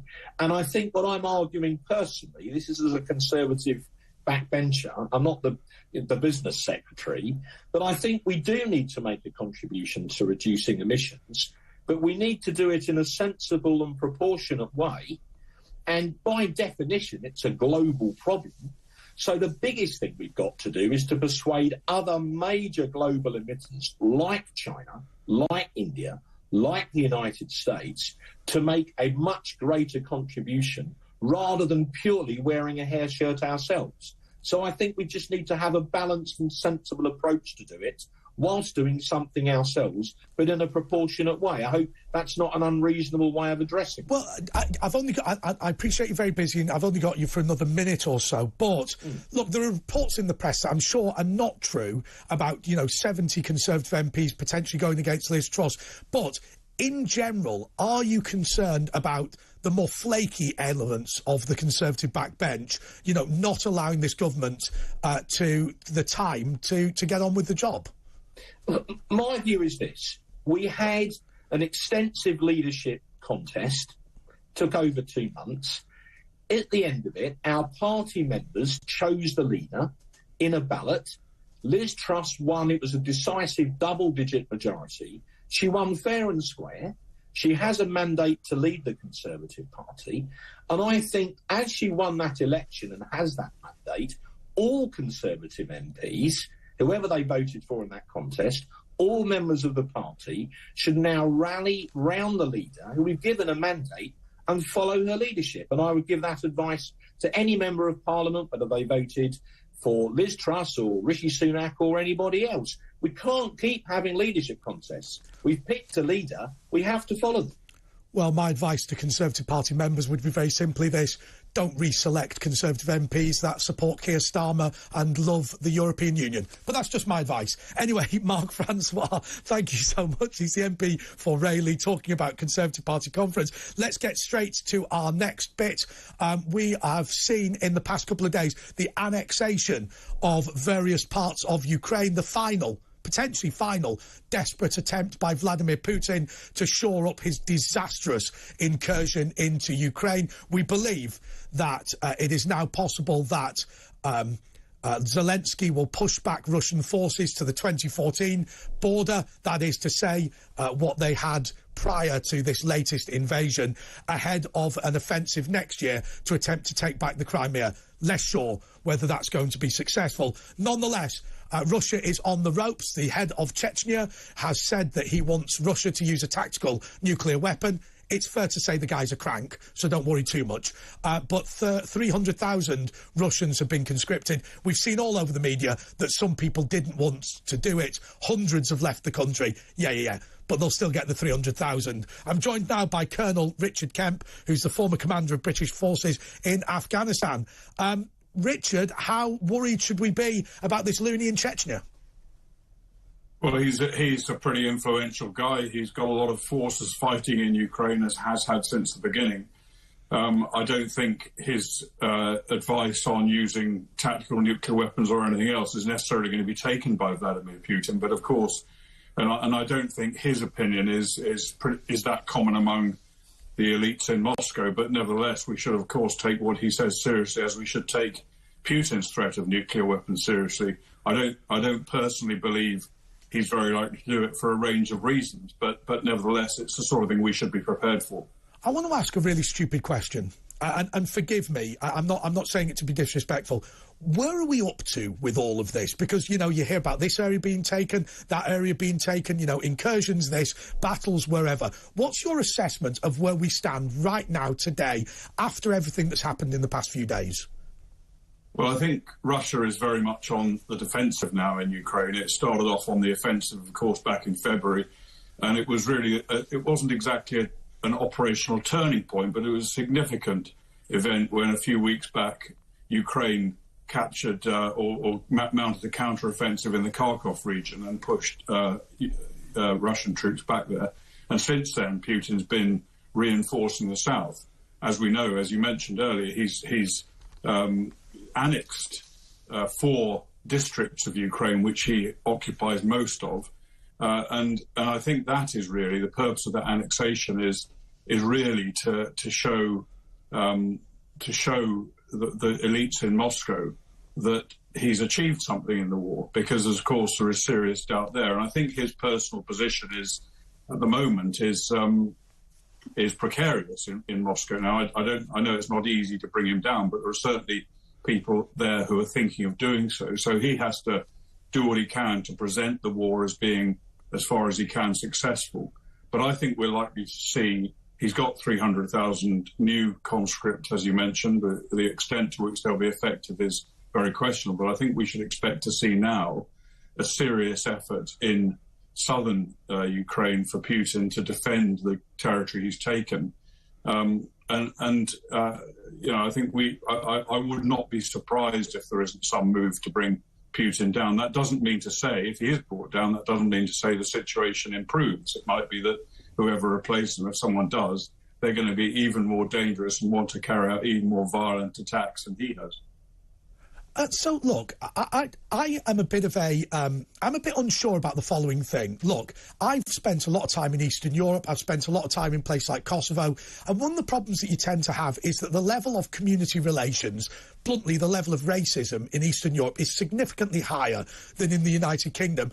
And sometimes you feel that, you know, when say, the Kosovans took over Kosovo, you know, they attacked the Serbs just in the way the Serbs attacked the Kosovans. I worry that if the Ukrainian army goes into majority Russian areas, what the result of that will be. I'm not convinced, Richard, that it's all going to be sunshine, motherhood and apple pie. What's your take? No, I couldn't completely agree with you, and we've already seen examples, I think, in areas that Ukraine has taken of atrocities carried out by Ukrainian forces against those people that collaborated with the Russians or fought for the Russians. As you rightly say, in the Balkans, in Kosovo, and in Ukraine and elsewhere in Eastern Europe, they don't have the same attitude to human life or to respect for human rights or the laws of war as perhaps we do. So I think there's genuine fear in those territories currently occupied by Russia and among people that have either not resisted the Russians or have sided with the Russians. There's real genuine fear among them about what the consequence for them will be if and when Ukraine comes back in. Which of course then brings us to the next question. Do we just stop this?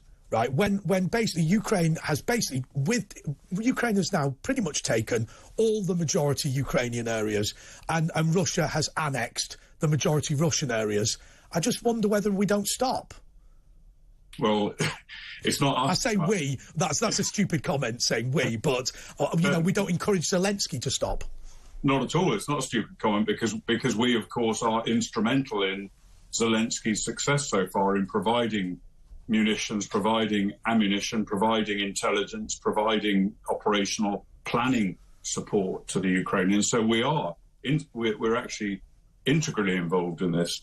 But whether Ukraine decides to stop is a matter really for them, and they've that, of course, I think part of the reason for Putin's annexation was that he would try and present himself as being the person now who wants peace and wants to open talks with the Ukrainians. But so far, Zelensky is saying we're not playing ball. And it's fair enough, I think. I don't think we should be putting pressure on Zelensky to stop operations to take back the 15% plus of Ukrainian territory that the Russians illegally invaded.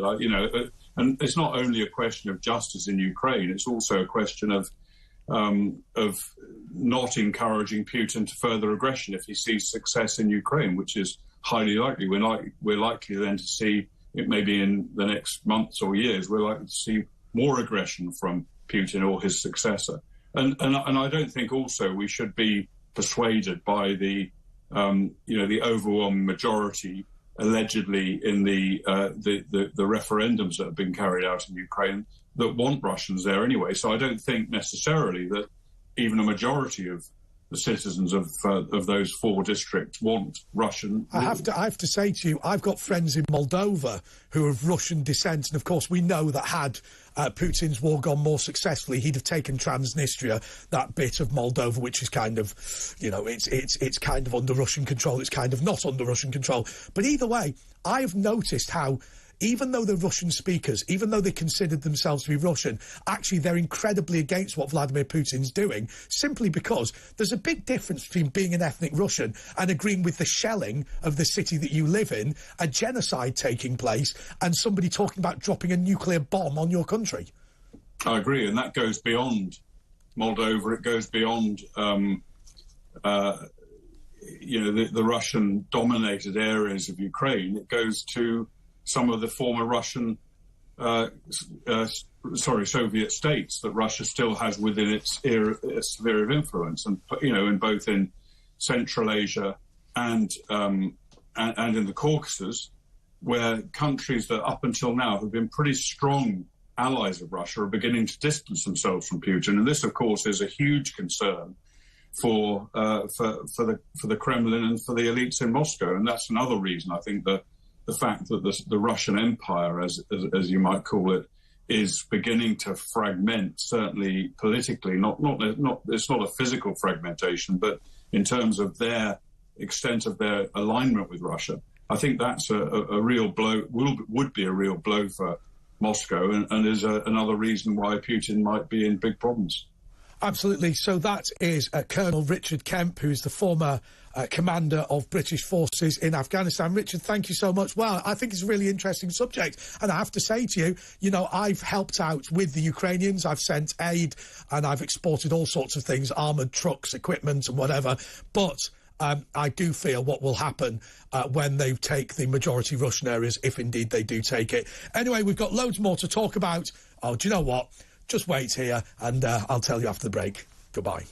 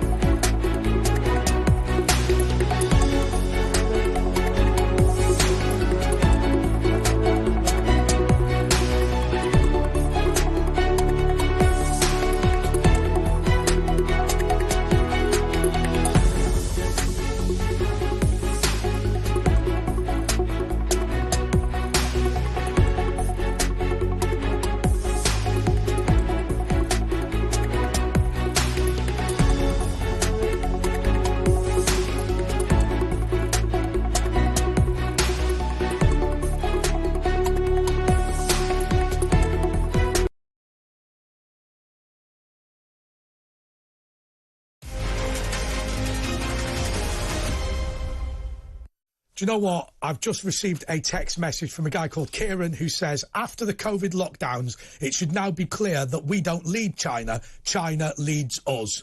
Wow, absolutely right. Phil in, is that Cone or Calne? I don't know. Love the show. Andre Walker is spot on, and I've agreed with almost everything you say. Well done, well done. Andre, oh, here we go. Matt Harper Ward, the entrepreneur. Wait for it, Matt. Andre, ask your guest, what's more important, achieving net zero or ending slave labour to mine precious metals? I'm not going to force you to answer that. I'm not going to force you to answer that. Pete Sutton says, Andre, electric car enthusiasts might not be so positive when their fuel is taxed at the same rate as petrol. I mean, that's got to be a worry, Matt. It has to be a worry, but it's still a fraction of the cost. The main expense in an electric vehicle is the initial cost of the car, but once you've got it, I mean, I think I'm paying something like, to charge it at home, about 2.5 pence a mile. It really is still cheap, and even if I put it onto a... Yeah, but when everybody's got an electric car, suddenly the tax will go on. The prices will go up, and at the moment there's government incentives to buy cars through companies, so they've lowered the benefit in kind to, I think it's 2% at the moment. It rises by 1% per year. So give it a few years and it'll be back up to where cars are normally. But then it necessarily follows that you've got the reduction of the prices by then, and pretty soon everyone will be driving that. Because the cars are heinously expensive, aren't they? They are still very expensive, but they are starting to really come down. I mean, I know Tesla have a car that is starting to, it's around £30,000 or something, which I know is still not the lower end of the market, but you know, these things start off higher and they do gradually move down. I'll tell you what annoys me. I get sent in a car to Talk TV, and do you know something? The cars that have got all these alarms in, you sit down and then, like, if you don't put your seatbelt in, it sounds, and you think, how much are the alarms costing? Right, I mean, there was one car I got in, right, it didn't have an armrest, but it had an alarm. And do you know what? I put my bag on the seat, and they went, can you not put your bag on the seat? I went, why not? And they went, because there'll be an alarm, it thinks it's a human. Yeah, I mean, there seems to be quite a lot of alarms for everything these days. I mean, you know, so if you're approaching a vehicle too hard, in my car, it tells me when if I'm going too fast towards that vehicle. I wonder if there's an optional extra. You can switch these things off, but I mean, I've sort of got used to them, so I quite like them, really. All right, Mike is in Poole. Mike, you're on Talk TV. Yeah, oh, hi, Andre. I just wanted to talk a couple of things about the pseudoscience around the green energy and also Greta Thunberg.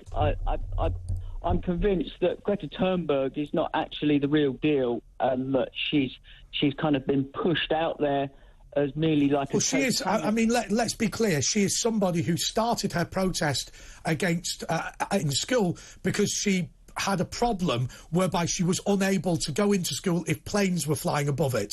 Now, well, that's the narrative that's been pushed, and that's the narrative you've subscribed to. But it doesn't mean that that's actually the real deal. Well, I mean, I would say that that's not a protest. That's a serious mental health problem. Well, in all honesty. Well, I, in my opinion, I believe that that she's been wheeled out as a totemic figure for people to rally around. If you had no real figure out there to rally around, we wouldn't have a The other thing is that people forget. Well, look, can I just finish, Pete?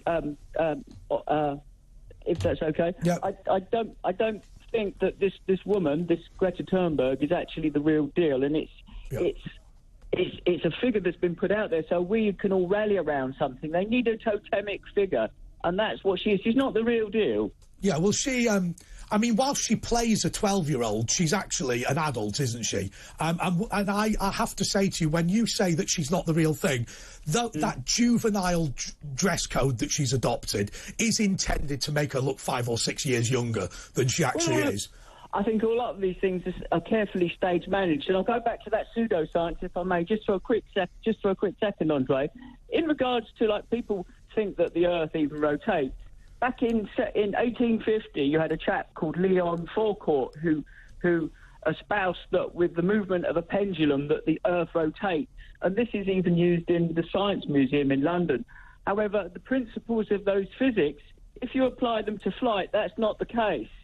It's pseudoscience. The Earth is not rotating. Not at all. It's complete pseudoscience. You know it. I know it. Interesting. Unless you can prove otherwise. Could you prove that the Earth rotates?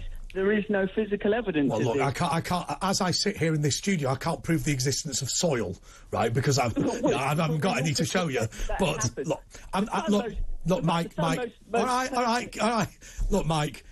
Thanks, but I'm not having a debate about whether the Earth rotates, right? Largely because I genuinely don't care whether it does or it doesn't. I don't care if it's flat. Yeah, that's right. You know, it's all these people get very exercised about this. You know what? If you believe the Earth is flat, fine. You know, I don't have to bother me about it. It's like the Earth, is the Earth rotating or not? I'm not overly bothered, if I'm being totally honest. But the thing I don't understand about a lot of this stuff is when people go, like, there's a big conspiracy to hide the fact the Earth is flat. Why? What would be the point of that? Like, why would you hide that and kind of make it some big secret? Anyway, Mike, thank you so much. Look, if you want to get in touch with me, it's 0344 499 1000. Calls just charged at your national rate. You can text me, text the word talk to 87222. Once again, it's just your normal network charge, or you can tweet me at Talk TV. Now, let's see what we've got. What is net zero? No one has actually explained what are the greenhouse gases. What percentage of CO2 is in the atmosphere? Answer, reducing green gases to zero, but trees survive on CO2, and it's 0.04 of the atmosphere. I'm not reading the rest of it. Right, we're not going to commit a genocide against vegans. Right, I liked your contribution until then. Andre, speak for yourself. I'm sitting in front of a lovely coal fire and loving it. Sam in Ballymena. Well, let me tell you, to all of our Northern Irish viewers, I understand that that you've had some problem with heating of farm buildings, and the government lost quite a lot of money. Anyway, let's not dwell on the failings of the DUP's green policy, because now we want to talk a little bit about artificial intelligence. I know Matt's been really looking forward to this segment.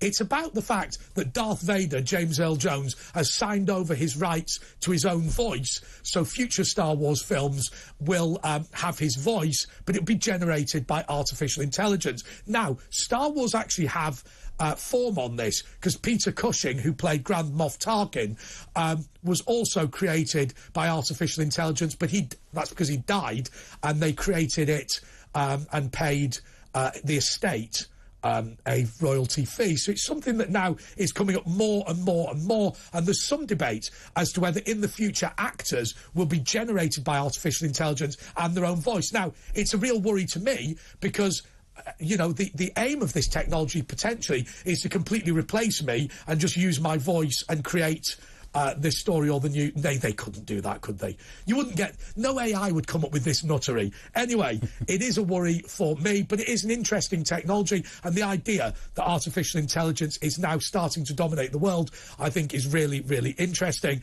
I'm joined now by Fevzi Turkalp, editor of GadgetDetective.com. Fezzi, how are you? Very well, thanks. Good afternoon. So, look, this issue of Darth Vader's voice being generated by artificial intelligence probably isn't that interesting to most people, simply because James Earl Jones is fairly old. But the idea behind it is something that's going to revolutionise the world, isn't it?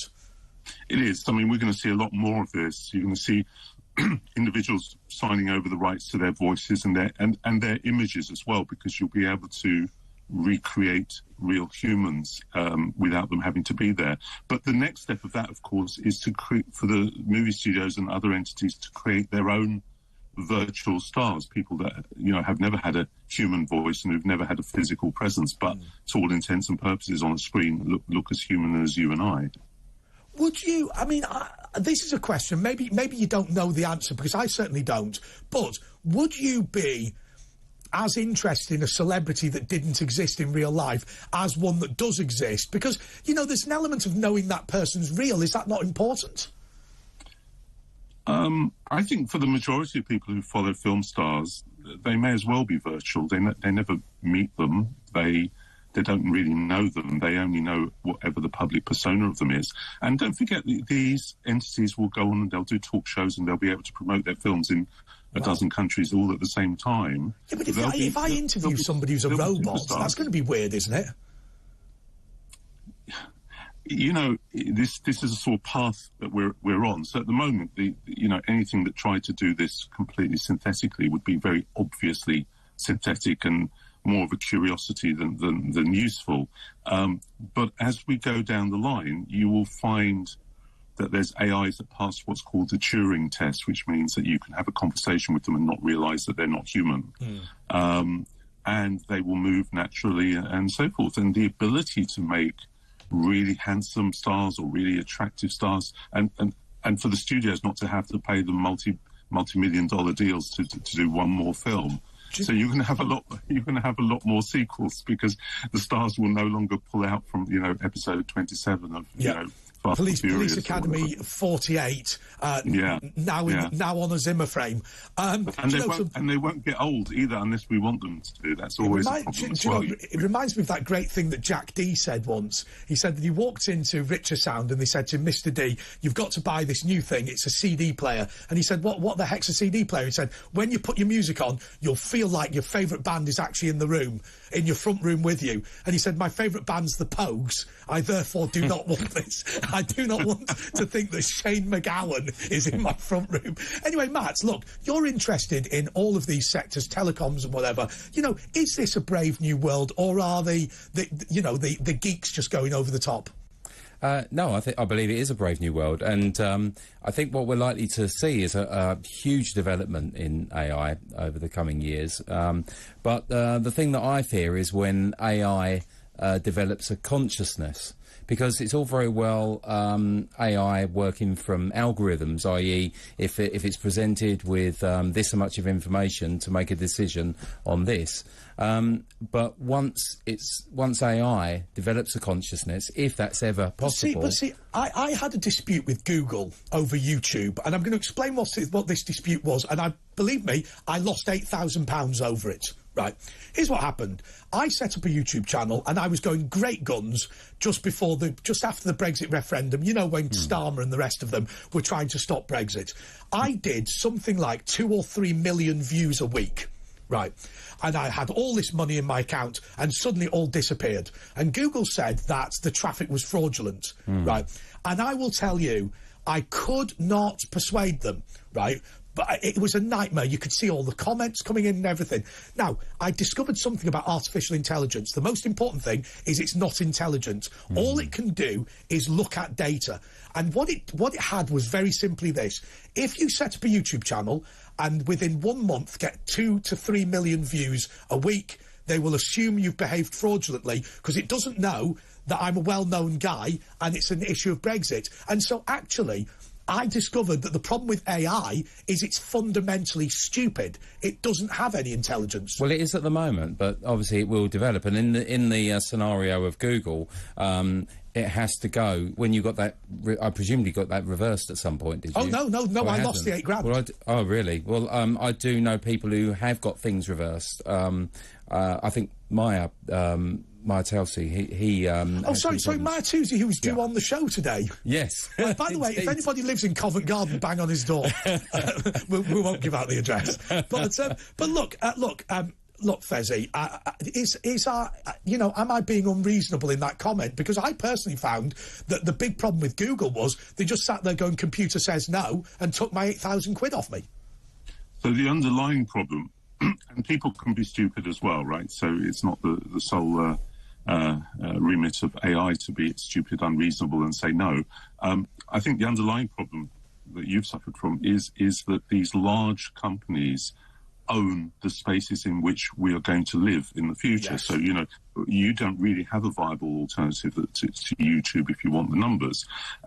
Similarly with Facebook for social media, and now Facebook having renamed itself as Meta and is pushing this next generation of the internet called Metaverse, that's the equivalent, isn't it? It's the equivalent of every pub or every road, say every road owned by Google and every pub owned by Facebook. And suddenly the problem that you've got, if Google is wrong about something, you're screwed. That's it. Yeah. Well, it's far beyond that, because if you start talking about metaverses, these virtual worlds that will become increasingly realistic and we will spend more and more of our real lives in there. We won't think of them as virtual worlds. We'll perhaps think of them as worlds. And the problem is that the worlds are proprietary. What rights will we have as humans or other entities in that world?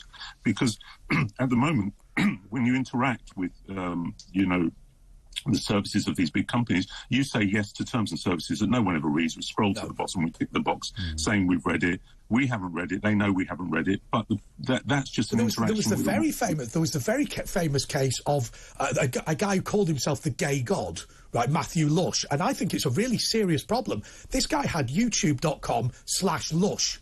And one day, YouTube decided that they were going to give it to Lush Cosmetics and killed his business, stone dead. And literally, he couldn't do anything. Couldn't do anything. Yeah, and that's the problem, because at the moment, we supposedly have certain rights in the real world. We do have certain rights.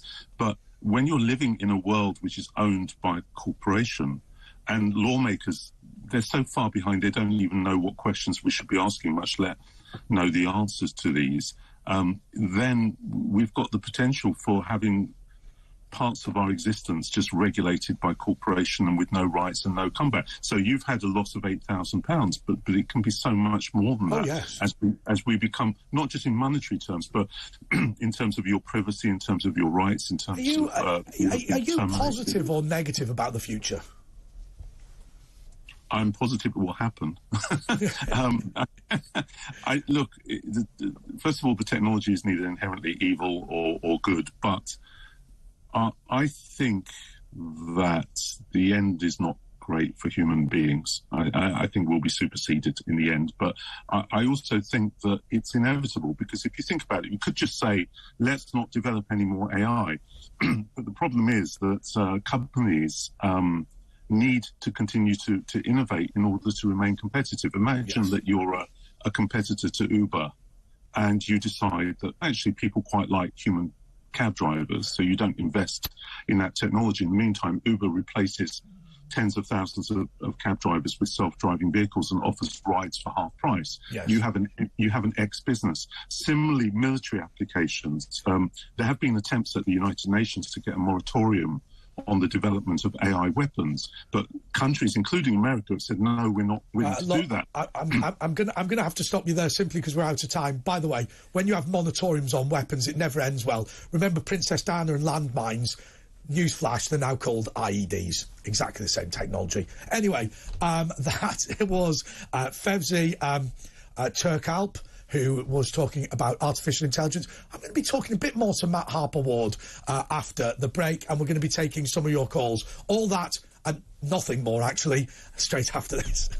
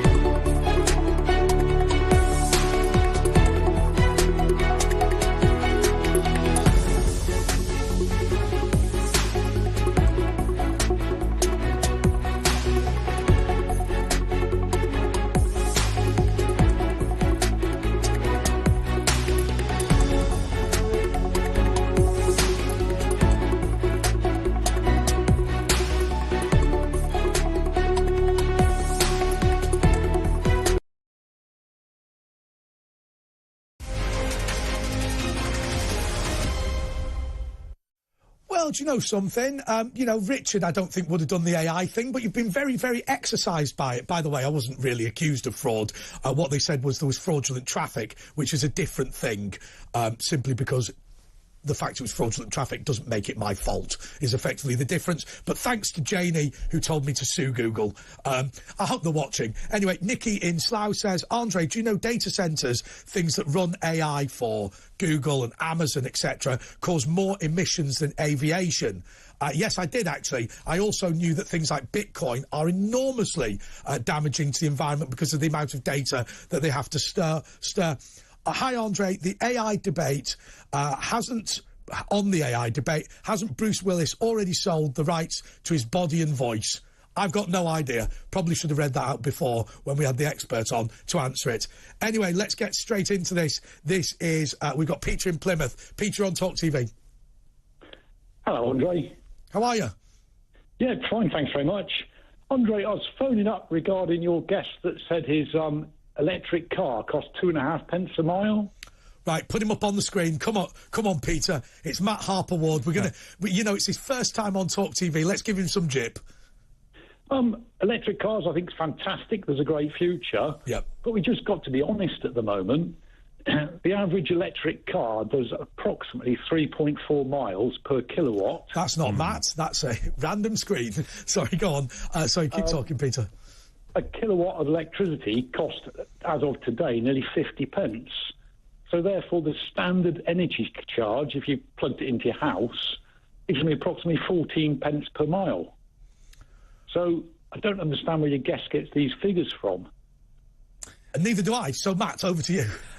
Well, I'm probably using a little bit of an out-of-date figure there. I plugged in a car a few years ago. It was an i3, and that's literally about what I was paying. But obviously, with the rising energy costs, yeah, I totally accept it. It probably has gone up. I mean, actually, is that a concern? Because there's loads and loads of people who've bought these cars on the grounds that they're going to be really cheap to run, and then the energy bills went through the roof. Well, as we touched on earlier, we have to be honest, the costs will increase, the benefit in kind will reduce, as these cars are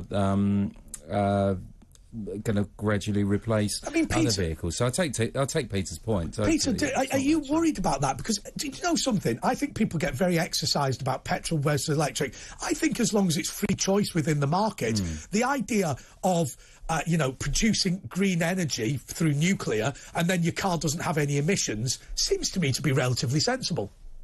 I think it's a brilliant technology, and I do believe it is the future. I just wish we were a little bit more honest with people. It isn't there yet.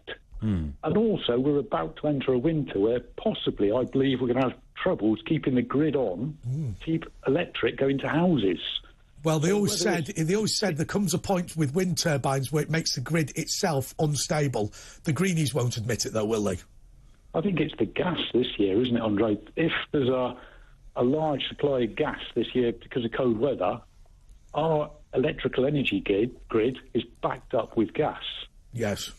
And if the gas isn't available this winter, there's a serious possibility, and I think, again, we need to be honest with the British public, that we will drop offline in places. And you are talking about the United Kingdom, where people can't afford heating, can't afford electric, and we are going to start having power shortages.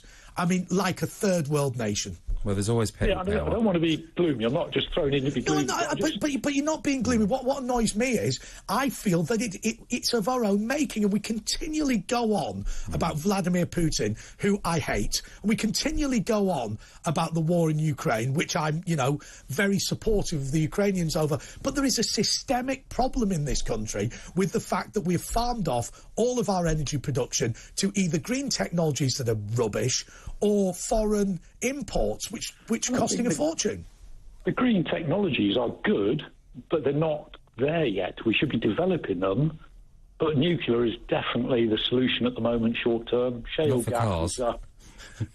Hey, by the way, you never know. Can I give you the most amazing fact? Most of you have a nuclear generator in your house, right? This is absolutely true. You know when your smoke alarm starts bleeping, and you go, hang on a second, if it's run out of batteries, why is it bleeping? Well, first of all, it doesn't know whether it's run out of batteries. What happens is, when the battery stops working completely, right, it turns to a generator powered by americium-241, a nuclear isotope, which is going from being nuclear waste to turning into a substance that's like lead, and it gives off a small amount of heat, which is turned into electricity by your smoke alarm. I better drop out of this conversation now, Andre. I think you've blown me there. I think I'll drop out of the conversation as well. All right. Do you know what? I did a reception. I've got to tell you this, Peter. This will make you laugh. I did a reception in Parliament when I worked there, and we got this americium-241 generator, and they said, look, the academic that had built it said, look, I don't think we should, I can take it into Parliament on my own, because it looks a bit sinister. I went, well, what does it do? And he said, what it does is it takes nuclear material and allows it to heat up. And I said, is it like a nuclear bomb? And he said, oh, yeah, it's exactly like a nuclear bomb. So we took the nuclear bomb into Parliament and displayed it, which I have to say was probably not my finest hour of anything that I'd ever done. However, the good thing about the nuclear bomb is it contained no nuclear material, so it wasn't dangerous at the time. But I have to say to you, I think of all the trouble I caused at the House of Commons, the day we smuggled in the nuclear bomb was probably not the best. Either way, Peter, thank you so much. David's in London. David, you're on Talk TV. Hello, mate. Hello. Hello. Yeah. All these climate activists, all these, stop oil and wind turbines and all this garbage, don't argue with them. Don't debate with them. Cut off their gas. You want to be carbon neutral? There you go. You're carbon neutral. Cut off their gas, cut off their electric, cut off their oil. Don't let them have any derivative of oil. Don't let them have any product that is a derivative of oil. It must be very difficult, though. If you are one of these vegetabilists, you've got a difficulty, haven't you? Do you pick your leather shoe made from a cow, or do you pick your plastic shoe made from oil? Well, it's just one of those difficult questions. That's exactly right. Don't let them have anything. Cut them off from everything. You want net zero? There, you've got it. By the way, you and every member of your family, because you want to inflict that on me. I have to say to you, Dave, I've got a great deal of sympathy with what you are saying. I mean, look, Matt, you know, you live in the real world, right? You know, you've run a business in telecoms. You're at the kind of cutting edge of this technology, right? You know, do you sometimes feel that people are just complete Luddites here? I sometimes feel that people who are generally asking for all these big reductions, more often than not, are just virtue signalling. Yes. I mean, ultimately, these are still the people that want to go to gigs, they want to go to football matches and everything else. If they really had the passion of their convictions, they'd be saying, well, a stadium, football stadium, that's close to an ecological disaster. They should all close down. But they won't do that because they're all going to football matches. But no, they all want us to stop doing it. I look at Thomas Malthus and I look at Ned Ludd, and, you know, every generation has extremists who believe the world's going to end and things are all disastrous and terrible. And every generation, these people are laughed at. You know, when Ned Ludd said that new technology in weaving or whatever was going to cause everyone to be homeless and penniless, you know, they started smashing equipment. Literally, Ned Ludd is now in the picture dictionary for idiots, isn't he, right? Let's be honest. Thomas Malthus, who believed that we should have a cull of humans because if we had more than, what was it, 1 billion people on the earth, they'd all starve to death. There's now 6 billion people. Thomas Malthus is just a joke. And then you think of Greta Thunberg, you know, the person that genuinely believes that we're all going to burn to death in some sort of climate fire. But I see children running around the streets saying, you'll die of old age, I'll die of climate change. And nobody's given them a shake and gone, stop it! Stop it! But parents are agreeing with this, teachers are agreeing with this, and it's rubbish. If you believe that you are going to die from the earth incinerating you in 20 years' time, congratulations, you're an idiot. Yeah, I think maybe people are just sometimes a little bit too negative. I know climate change, you know, is a serious subject, but I think there's a certain type of person that almost...